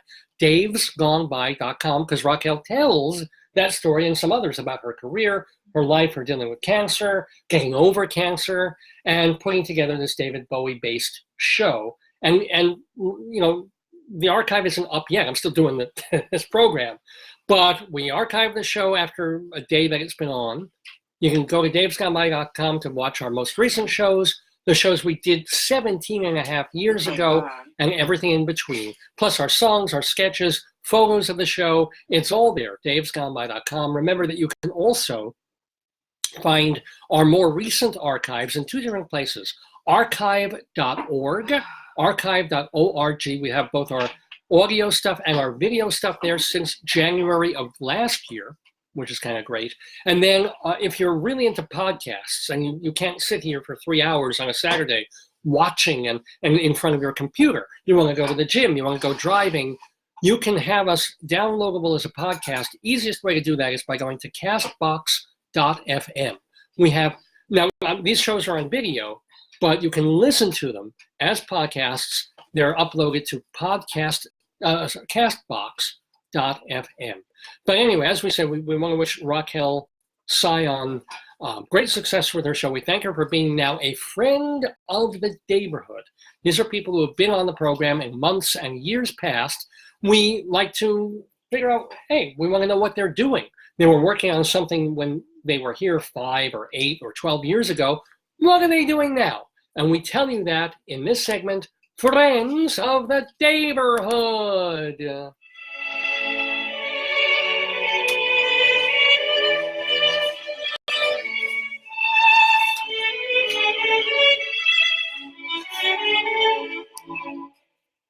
So first of all, I want to give a shout out to our friend, James Lacine. He's an actor and a writer because his Oscar-winning short film, Trevor, is going to be turned into an off-Broadway musical that they're going to be doing this April. Trevor's about a little eccentric kid. He's gay, but he doesn't really know it yet. And what happens to him and how he gets by and apparently thrives in this community. It's called Trevor. It's based on the film, and now they're turning it into a small musical off-Broadway in April. So congratulations to James Lacine, our friend of the Daverhood, on that. By the way, today you can go see, go listen to, speaking of audio, Mike Agronoff is going to be guesting on WFUV's show Mixed Bag, which has been on the air for a zillion years. It's at 6:30 p.m. Eastern tonight, and you can stream it at WFUV.org. And it's kind of appropriate because Mixed Bag was originally founded and hosted by Oofty Gooft. He's the one who did it. Word to you, mother, undercover dachshund. This is our little dog moment of the show. I tried to clean his face for a little bit. Wish us luck, folks. We're bringing him to the eye doctor today, so hopefully, knock wood, everything will be all right with him. But anyway, no, it wasn't Oofty Gooft who did it. It was Pete Fornatel, our friend of the Daverhood, who sadly passed away a couple of years ago. Wow. So Mixed Bag. Was he young? Too young. He wasn't a kid, but he was a little too. I'm gonna put him down. I'm sorry. He's got food there. But anyway, Mixed Bag, the show continues. Now, Mike Agronoff is best known for doing a long-form poem about radio called The Sandman. And he said that particular poem, which is about the importance and yet the dwindling of freeform radio and what it means to do good radio instead of corporate crap. The character there is influenced by the late Pete Fornatel. So it's going to be very cool that he's going to be on Mixed Bag tonight at 6:30 on WFUV. I want to let you know that if you happen to be in Florida, and let's face it, well, actually, you're better off today and tomorrow in New York than you are in Florida. Weather here is magnificent. But if you happen to be in Florida, in Miami Beach, go to JCat, because today and tomorrow are your last chances to catch Brad Zimmerman in his solo show, My Son the Waiter. Tomorrow, back to New York at Green Room 42, you can see Ann Hampton Calloway doing her Peggy Lee tribute called Fever. On Monday night, there's going to be, congratulations to Jim Morgan, who is the artistic director of the York Theatre Company. They're celebrating their 50th anniversary, and so they're having a whole panel and performances on Monday night at the York Theatre at St. Peter's up on Lexington Avenue. This is so exciting, and I'm going to hopefully get to go see this. Remember, I was telling you weeks ago that there was yet another iteration of Gerard Alessandrini's Forbidden Broadway review, right? And they were doing it, and it wasn't quite a hit where they had it off-Broadway. I think it was up at the Triad or something. It's okay. New York is bringing it back. So you can see this Forbidden Broadway. There always should be Forbidden Broadway playing somewhere in New York. So it will be from January 15th through February 9th at the York Theater, Forbidden Broadway, The Next Generation, by our friend Gerard Alessandrini. Oh, honey, I mentioned him before. Second time. It's an alert for you-know-who. Austin Pendleton alert. Austin Pendleton alert. Oh my God. Austin Pendleton, because Austin Pendleton is doing something. What is he doing? He and Barbara Blyer. Is he a clone? He must be. He's so just so ubiquitous. But a delightful, one of my favorite guests ever. He was really great. But he and Barbara Blyer do their cabaret thing. Austin, I don't remember if he was. He was in the original Fiddler on the Roof, but I don't know if he's Jewish. Anyway, he and Barbara Blyer are going to be at Pangea. That's the place that you can also catch our guest 10, Raquel Cion. But they are there on the 14th and also the 21st of January. For more information, go to pangeanyc.com. PANGEANYC.com. From the 17th through the 26th of January, David Mandelbaum is co-starring in The Labor of Life at New Yiddish Repertory on West 39th Street. Remember that you have just one more week or so to catch the revival of Little Shop of Horrors off-Broadway at the West Side Theater that has music by our friend Alan Menken. Richard Eyre, former head of England's National Theatre, he is directing that show, this show right here, on the cover of Performing Arts Insider. My Name is Lucy Barton. That is directed by our friend Richard Eyre, and that is happening at the Samuel J. Friedman Theater on Broadway. It's a Manhattan Theater Club production, and it's playing now for a limited run. Anne Harada is currently in a new show called Emoji Land. I think that's a musical. It is playing at the Duke on 42nd Street now through early March. Katsorba Sunshine is doing his solo comedy show, Sunshine Rakugo, or is it Rakugo? I can't ever get that, but it's at New World Stages now through late April. Now, moving back to Broadway, remember, of course, that Tony winner Andre DeShields, who was on our show a couple of months ago. He's in Hagestown. Daniel Breaker is playing Aaron Burr in Hamilton. Irene Sankoff and David Hein, they collaborated on Come From Away at the Gerald Schoenfeld Theater. Danny Burston is on Broadway in the hit Moulin Rouge. And then moving back to cabaret, Jim Caruso's Cast Party happens every Monday night at Birdland in Manhattan. If you want to find out more about Manhattan nightlife, remember that Evan Seplow is the founder and editor of StageBuddy.com. Dr. Demento is still doing new Dr. Demento shows and archiving the old ones at drdemento.com. Leslie Hoban Blake and Charlie Gross, they co-host a theater review show on Manhattan Cable TV called Two on the Aisle. Find out more at mnn.org. That is also the place to find out more about Eva Heinemann's theater review show, High Drama, mnn.org. Reminding you, of course, that Anne Siegel, Mary Shen Barnage, Willard Manis, they're all theater critics, and they all write for TotalTheater.com. Want to also remind you that if you read the New York Post, you can read Phil Mushnick. He writes about sports, but he writes about the coverage of sports in media. So check him out, Phil Mushnick. He writes, I think, about twice a week in the sports pages of the New York Post. Gil Moon hosts Senior Circle Sunday mornings on KFKA Radio out of Greeley, Colorado. He also, and this is, since I've been doing this now that I've been working all day in an office, I get to plug in, and a lot of the things I listen to is old-time radio. I'm listening to Fred Allen shows and Bick and Sade.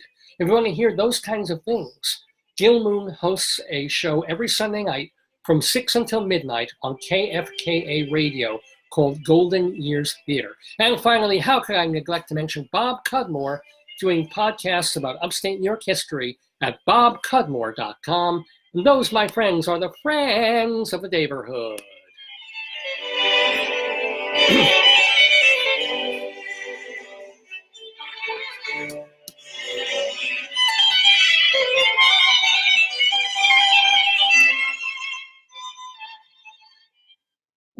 It is 12:02 in the afternoon, Eastern Time. You've been watching the Dave's Gone By Facebookio, Podcastio, Programmio of the stream with me, Dave Lefkowitz, my darling and adorable wife, Joyce. We've also had Potato make the occasional appearance. We have our dog make an appearance. And, of course, brand new, Sloth.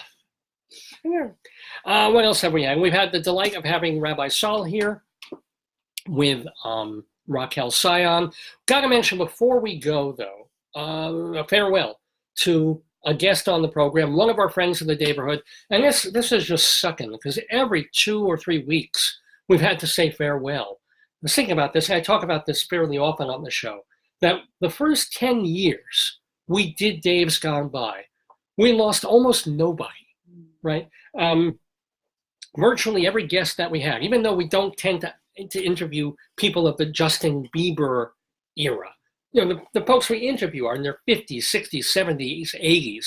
And yet, it was only 2 or 3 folks in the whole first decade of the show who died, and we had to acknowledge their passings. Now, time goes on, I get bolder and grayer and older, the show gets older, and we lose people. I was doing, on our New Year's show, I had to say goodbye to like 7 or 8 people who died just last year. It just felt longer because we were in the cold. Maybe that's it. No, but it was one after, it was like Carol Channing and Marshall Efron and Betty Corwin and one after the other after the other. It was upsetting a little bit. And we've already lost one, or we lost another one, although this actually happened just before the New Year. So technically, if I had known, if I'd been informed, I would have mentioned him on the New Year's show too. But it is Neil Innes, our guest way back in 2004, a fella who was connected to Monty Python. Probably that's how most everybody knows about him. He had a role. He was the trusty servant Patsy in Monty Python and the Holy Grail. Best known, perhaps, his best known song is a song from Monty Python and the Holy Grail that he wrote and performs about brave Sir Robin not being terribly brave at all. Innes went on to have a solo career of many albums that mixed a bit of comedy, a bit of amusement with straightforward rock and folk and little quirkiness. He had fun doing that. He's also very well known for being the lead singer, along with Viv Stanshall, of the Bonzo Dog Doodah Band, and then they shortened it to the Bonzo Dog Band and the Bonzos. So they were kind of probably better known overseas and in the UK than they are here, although they did have a hit that was, I didn't realize this, co-produced by Gus Dudgeon, who did a lot of the production for the early Elton John albums, and Paul McCartney produced their hit, The Urban Spaceman, that they did. And of course, if you don't know him from Bonzos, if you don't even know him from Monty Python, you'll know him from the Eric Idle project, The Ruggles, which was, I can't believe it was probably 40-something years ago, a mock goof on the Beatles, where it was kind of making fun of this idea of a rock band and just how they come up. And what Neil Innes had to do was make songs that sounded kind of like the Beatles hits and their Beatles sound, but also change them just enough so that they were goofy and kind of funny, but also were tuneful and sounded like real rock music, and real pop music like the Beatles, echoing the Beatles. And this is that decade, 2 decades before Rob Reiner did Spinal Tap, and it became more of a thing to do stuff like that. Anyway, so I want to say a big farewell to Neil Innes. Go poking around on the interwebs or maybe Spotify, try and find some more of his songs. There's a funny song he does called I Like Cézanne, Says Anne, that you really ought to check out. He even wrote a song called Death Cab for Cutie, which was a title that then a band saw that title and took it as the name of their band. So we're going to go out. We're going to end the show with a little bit of Neil Innes and the Bonzos track of Urban Spaceman, but not before we really end the show. My old friend Jamie says, "What's a Birdland?" Well, it's a place on 40-something street. He says, "I look and sound great, yay. Just got back from Milano. to visit his 13-year-old daughter, old friend of mine named Jamie. Love no to you and Joyce. And yeah, he knows what Birdland is. He knows New York very, very well. Love to you too, Jamie, and thanks so much. And thanks to all of you. I didn't even mention some of the people who tuned in so much later. Monique and Kevin and Kelly and Michael and Matthew and Frank and another Michael and Cynthia and Art Paul and Gina and Jeff and Richard and Laura and Andy and Maggie and Josh and Jeffrey and John and Cynthia and Todd and Claudia and Marcus. Okay, you know who you are, and I thank you all so much for tuning in, not just today, but every Saturday from 9 until noon or thereabouts here in the Daverhood for episodes of Dave's Gone By. I want to let you know that next week we have another Broadway person who's going to be guesting on the show. His name, and I forgive me, I honestly don't know how it's pronounced. Oh. I'll spell it for you. His first, Raymond. That part I can get. But his last name is Bokhour. Bokhour? So is it Bokhour? Bokhour? Bokhour? I kind of have to ask the press agent about this so we don't embarrass ourselves. But what's most important about Raymond Bokhour is that he's done the character of Amos on Broadway in Chicago many, many times. He's going back into it, as a matter of fact, and he's done it on tour. So he's been a Chicago, the show, not Chicago the place, but Chicago the show guy for a long, long time, and he's done a bunch of other theater as well. So we're going to be having Ray Bokhour in the Daver, because he has a musical that he has co-written, that he is working on, that's getting a reading in a week or two. So we're going to talk to him about that in the Daverhood, and we're also lining up a Broadway notable for a week or two after that too. To find out more about what we're doing in upcoming shows on Dave's Gone By, you know what to do. Just check out davesgoneby.com. Keep revisiting our website all week long. I don't post that much, but I'll keep you posted on certain things. Do patronize our wonderful sponsors, Hewlett Minuteman Press, the copy kings of Broadway since the mid-1970s. The Torong family has owned and operated Hewlett Minuteman right in the heart of Hewlett, Long Island. It's across the street from the big old Petco, still in the same strip mall where they've been since the 1970s, except they moved 3 doors down. But the main thing is, if you have single-sided copies to do, if you have double-sided color copies, copies on special paper, large paper, if you're doing banners or balloons, if you're doing stationery, if you need your logo silk screened on a uniform or some article of clothing, all of that. If you're trying to build your business and show the world that you're out there and you want to hand someone an article of clothing or some sporting equipment with your design, with your name, your address on it, Hewlett Minuteman is the place to go. They're also known for their wedding invitations and holiday cards. So check them out. 516-569-5577, area code 516-569-5577. They closed today at noon, but they are open 5.5 days a week, 8:30 to 5:30, Monday through Friday, and then a couple of hours on Saturdays up until the summer. So I've been using them for a lot of my printing and copying needs, even before they were sponsors of this show. So they're great to work with. Love the Torong family. I talk to their mom all the time. The people working there are terrific. And if you tell them Dave sent you, you get 10% off any job, big or small, at Hewlett Minuteman Press. So give them a call. 516-569-5577. Minuteman, they are the copy kings. Well, it just remains for me to finish up this particular program, our 728th episode of the show. We're calling it CIONARA for our delightful guest, Raquel Cion. Go see her. She will be at, now I'm confused whether it's Birdland or Pangea, but I do believe, oh, I need to check that before I give the wrong information. She is at Pangea on January 16th and 17th, and February 21st and 22nd, and March 13th and 14th. So go to her website, meandmrjonesshow.com, to find out more and to go see her. And if you love David Bowie, it's a must. if you think you might like David Bowie. This might push you over the edge into loving him. So go see Raquel Cion, our new friend of the Daverhood. Thank you to Rabbi Sal Solomon for doing that interview. Check him out at shalomdammit.com and also his Twitter feed at Rabbi Sal Solomon. Thank you to my wonderful, darling, adorable, and lovely wife, Joyce. Thank you so much. Also to our press guy, Beck of Blitz Media, for setting up that interview that we had on the show today. Thanks so much to my mom and dad for the use of the hall, as it were.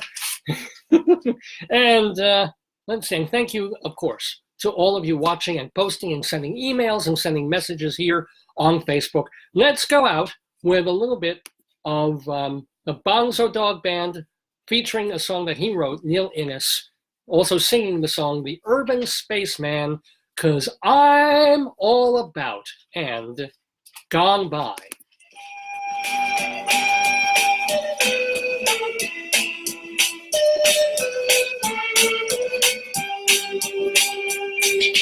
I'm the urban spaceman, baby. I've got speed. I've got everything I need.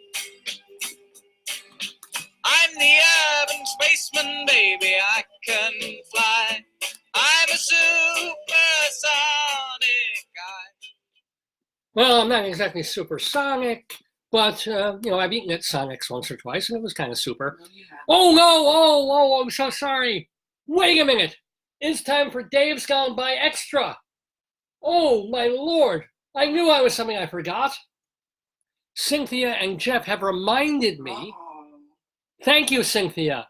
Look at this. It's 10 after 12. I thought I was going to get to have a break or go to the bathroom, but no, the show continues because we forgot to do the Today Yesterday quiz. Oh, shame on me. I even had it on my schedule here. I even had it there. Oh, Cynthia, I'm so sorry. And I'm going to do it because I spent all the time getting these questions together. Don't go away, Cynthia and Jeff. We're going to do it. You're ready. Our Today Yesterday quiz. Wow. Huh. I knew somehow that things were rolling so quickly here. No wonder I snipped out a segment. Yes, stay with us. We have our Today Yesterday quiz, which means that we ask out some trivia questions about a date in history, the date being January 11th, because we've had previous January 11th. So your job, wait a minute. Is today the 11th or the 12th? Today is the 11th. Monday, the classes start the 13th. Okay. Wow. I'm just losing it here. I've been on the air for about 3+ hours straight. This is what happens to me. But yes, at least this is written out. I can ask these questions. Are you ready, everybody? Here's the deal. Don't Google, don't Bing, don't Wiki. This is a trivia quiz. See if you can remember. See if you know the answer to these questions. Here. I've got 8 of them. Put on your. I'm going to. Joyce is going to put on my thinking cap. Oh no! Which will also make me look less bald. Give me your. Okay, it's my thinking wristlet. There. My thinking bracelet. This is. You know what this is? What? Unless I'm greatly mistaken, unless these are much more recent. This was the armband I wore the week John Lennon got shot. Wow. I walked around school wearing this in like it would have been junior high or high school, 1980. Yeah, because it was such an upsetting time. Or it's just a wristband, you know. You should wear these, honey. Here. Joyce is going to give me. Well, we're not doing to tell like the truth Kreskin, here. Though, like Kreskin. There we go. That's your JetBlue sleeping pack. Oh, I love it. Oh no! This is for when you used to use these when you slept. I can't use it because I wear glasses. This was her way of avoiding being physical with me. She'd be like, "Oh, I'm sleeping. I'm sleeping." I know put I on a used to mask. use them on the plane, not with you.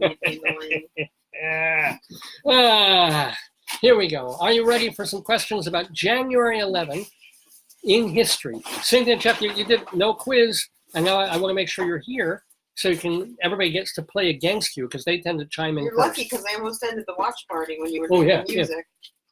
Yeah. Well, so everything's keeping going. Yeah, the watch party's going. And welcome, by the way, to Phyllis. So, be the first to chime in and see if you can answer these quiz questions about January 11th. For example, 1922, the year 1922, Leonard Thompson, 14 years old, was lying dying Oh, God. at Toronto General Hospital. That doesn't sound good. The doctors gave him this remedy the first time it was ever given to humans, and it saved his life. What was it? I'm going to give you a couple of seconds, but I'm also going to give you a hint. Oh, I didn't bring my I don't need it, but the countdown music thing.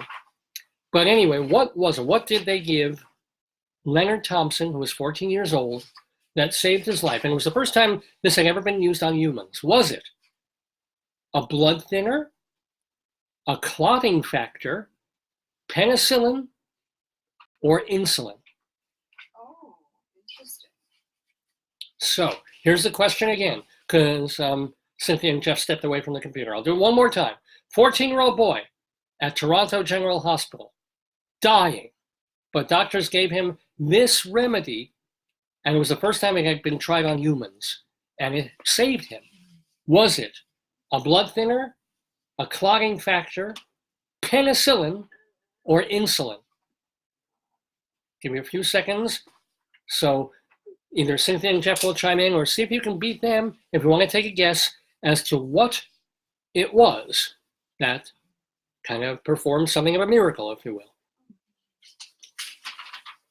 Okay, I'm going to give you just a couple more seconds, and then I'll start my my count. Dum dum dum dum rum tum tum rum tum tum tum rum tea tum tea tum tea tum tum tum tum tum tum tum.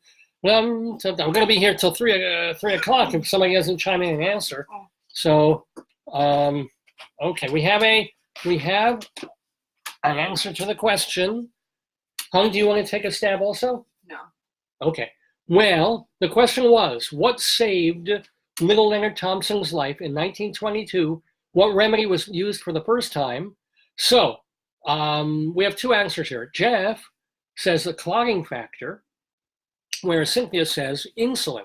And the answer is... It's probably insulin.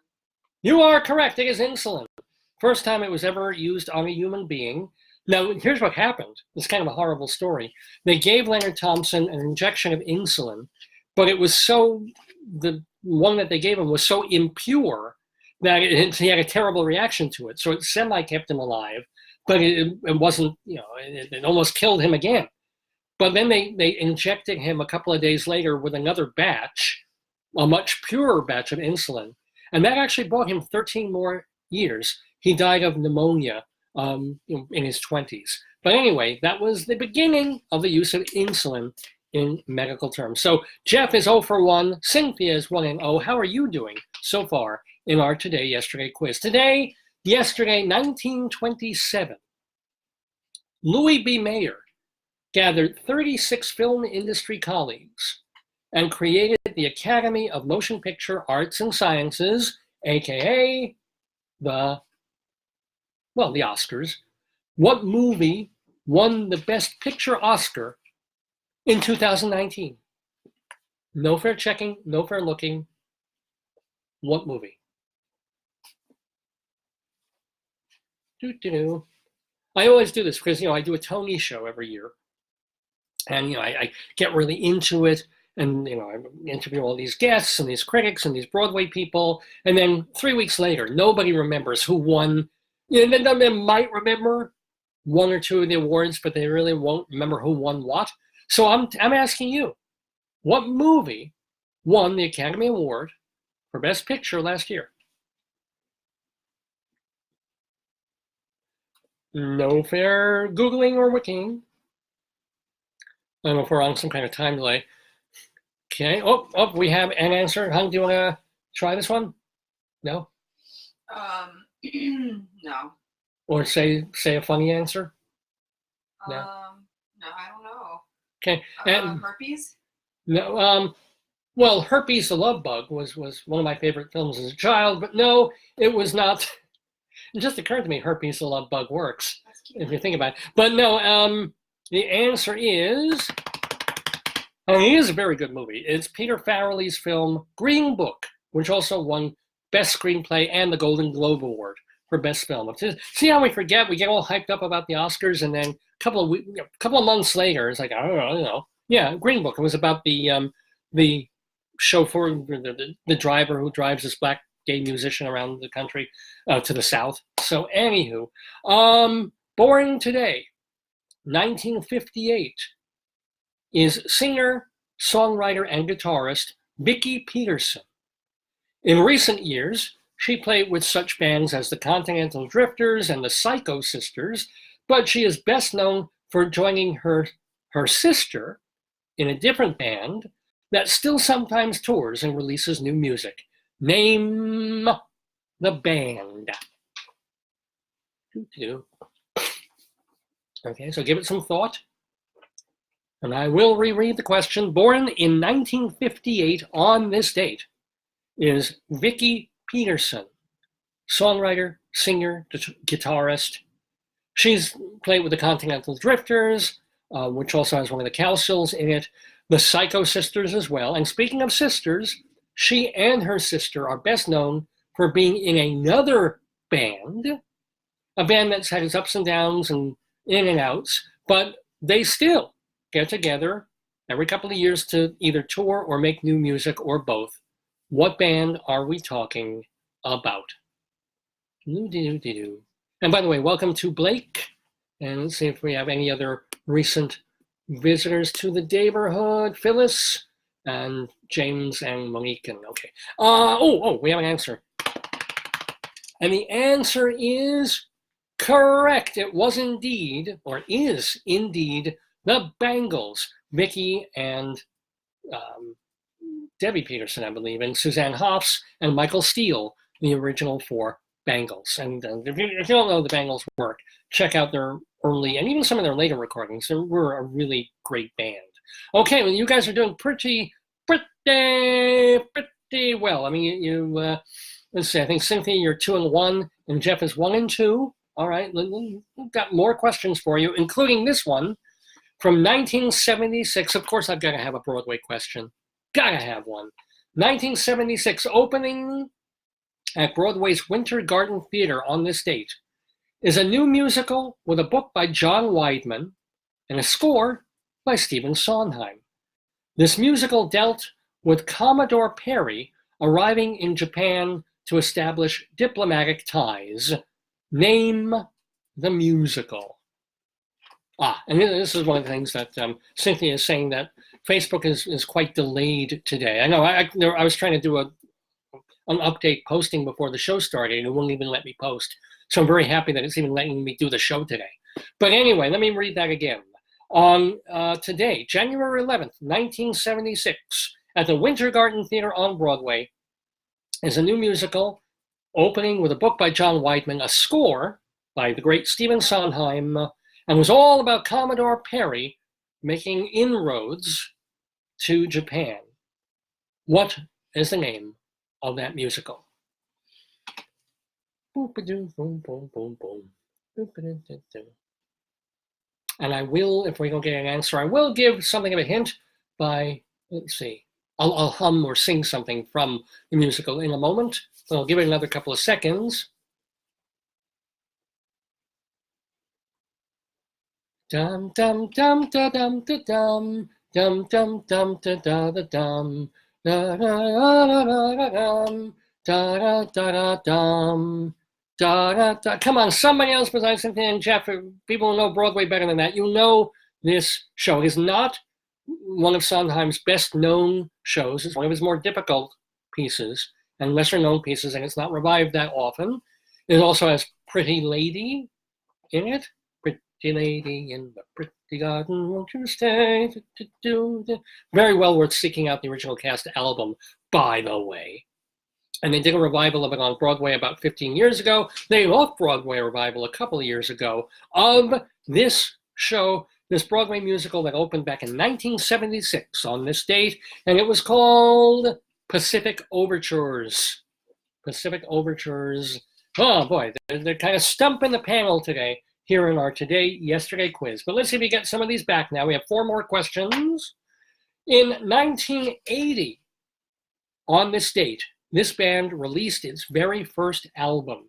Songs on the album included Kid, Mystery Achievement, and the cover of the Kinks' Stop Your Sobbing. Name the band and its lead singer. Okay. 1980, kind of the dawn of the new wave-ish. Well, new wave was already kicking in, but really the fulcrum of the new wave era. What band released its first album, including the song Kid, Mystery Achievement, a cover of the Kinks song, and that's kind of a hint there, Stop Your Sobbing. And there is one classic on there that I will send as a hint if I don't see an answer yet. And I know there's a delay, so I'm kind of stalling a little bit. What band had their debut album drop today, back, oh my God, 40 years ago? Do we have an answer on this one, on question number 5? No? I will give then one more hint that the song on there, the best known song, and one that you will still hear on radios all over the place, is Brass in Pocket. That kind of gives it away, I think. But, do you want to, I think you'll, well, she's kind of... Pretender person. I'm trying to do so many things Yeah, I can't. yeah. No problem. But Cynthia and Jeff got it. What? They got it. They got the answer that the band who released their first album today under their own name, the answer is the Pretenders and Chrissy Hynde. Is it Hynde or Hind? I think it's Hynde now, but whatever. Yes, it was they. And the reason the Kinks song was a hint was that Chrissy and Ray Davis were an item for several years, so that's why she was covering his songs and stuff. But anyway, yes, all right, we're back in the saddle, Cynthia and Jeff, and I hope you all are enjoying our Today Yesterday quiz on this January 11th. Got 3 more questions for you. We move now to 1982. He was the center square, and he passed away today at age 55. His other roles included playing the father in Bye Bye Birdie on Broadway and on film, and he was also Uncle Arthur on Bewitched, and he played himself in a campy 1976 Halloween TV special. Can you name this comic actor? Wow, that was cool. Oh, I was fooled because I glanced at the screen very briefly, and I just realized this is marvelous, and this is completely unintentional. This is almost like early in the show when we opened the package surprise and we didn't know what animal would be in it, and it turned out to be a sloth. And I was literally just the night before reading a book about sloths, this very book, in fact. And it was just by complete coincidence that this happened within hours of each other. Well, that is also complete coincidence that the answer to the previous question was H-Y-N-D, Chrissy Hynde, or Hind. And then the answer to this question was Paul Lynde, L-Y-N-D-E. So I just love things like that. But yes, Paul Lynde, center square, Bye Bye Birdie on Broadway and film. He was in Bewitched, of course, as Uncle Arthur. And if you've never seen, if you can get yourself a copy or look on YouTube for that 1976 Halloween special, which I swear to you, had comedy skits and bits with Paul Lynde and Margaret Hamilton, who played the witch in the movie Wizard of Oz, and special appearances by the band Kiss, because this was 1976 network television, and they would just throw any shit together they could to get every possible audience watching. Yeah, it's a show. I mean, there's a couple of laughs in it, honestly, but other parts are just like, does this really exist? Is this really happening in front of my eyes right now? Check that out. But Paul Lynde is the correct answer. So, all right, Cynthia and Jeff and everybody else, got 2 more questions for you in our Today Yesterday quiz. 1983. For the 3rd and final time, this former baseball player was named manager of the New York Yankees. He lasted 1 season this time, but he remained on the payroll for the rest of his life.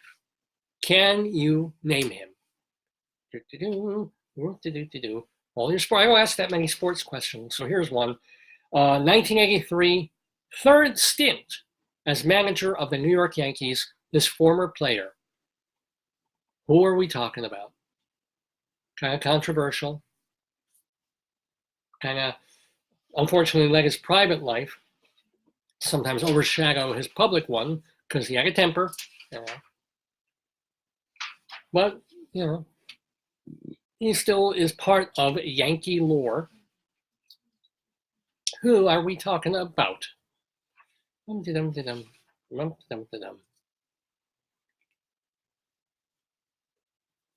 we have an answer. Sloth, is that the right answer? Well, we'll flip it around. Cynthia and Jeff are saying Martin Billy, but of course it's Billy Martin, but you've been putting the last name first anyway. So yes, indeed, well done. So you guys are well over 500 now in terms of getting the today, yesterday quiz questions down. Let's do one last quiz question in our today, yesterday quiz. And this is, talk about recent history, 2018. Today, yesterday, 2018.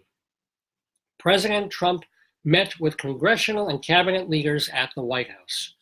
When the subject of protected status for immigrants came up, Donald Trump referred to Haiti, El Salvador, and several African countries as this plural noun. What did he call these countries? And by the way, I'm not really an anti-Trump person, as so many other people who watch this show are, but it is pretty funny. So, can you believe it's 2 years ago today that President Trump held a cabinet meeting very early into his tenure. Well, not that early. This is the year and a half into his tenure. But he met with Congress and cabinet leaders at the White House, talking about immigration, talking about already really the idea of the wall. And he was saying that Haiti and El Salvador and a bunch of African countries, not the best places to live because they were, Cynthia and Jeff, oh yes, you got it, shitholes. And I just love being able to say shitholes on camera. So yes, that is it. So Cynthia and Jeff, how did you guys do? How did you do on today's yesterday quiz? I'm glad you guys reminded me. Oh, we've forgotten all about it and so appreciative. So let me know how you did, all you guys do. We try to do one of these every week because it's a more interactive and fun part of the show. And it gets you kind of involved and gets the old brain cells going. So yes, it would be shithole countries. And while Cynthia and Jeff are figuring out how they did, and because I think one of you was probably like, 5 and 3, or well, let me know. Meanwhile, we now have to end the show again, because I think about 25 minutes ago. Let me see if I can find one more thing to play by Neil Innes before we head on out of here. Wow, our internet is slow today. Here, something that I won't be stopped from playing because I can get it maybe live instead of a pre-recorded track. No,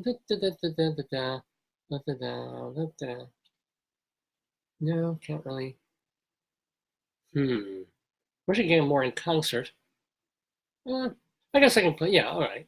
I guess it actually is a really appropriate song for me anyway. Oh, so you guys are 648. Nicely done, nicely done. Well, it is 12:36 in the afternoon Eastern Time here in the Daverhood. I'm Dave Lefkowitz. You guys are you guys. My darling wife is still my darling wife. Sloth is still a sleepy upside down sloth. And Potato, of course, is still Potato. Thank you.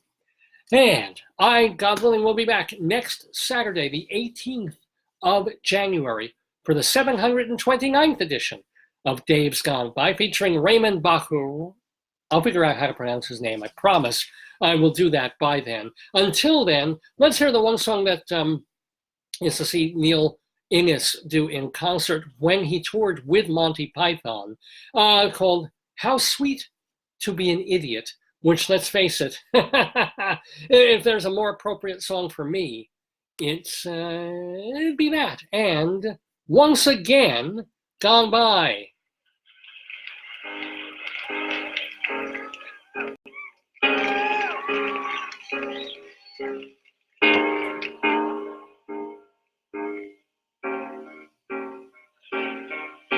'twas sweet to be an idiot, as harmless as a cloud, too small to hide the sun, almost poking fun at the warm but insecure, untidy crowd. Little bit of Neil Innes to take us out, finally, on this Saturday, the 11th of January 2020. Hope you're all having a good New Year so far, and that it stays good for the next 7 days when I see you again. Gone by.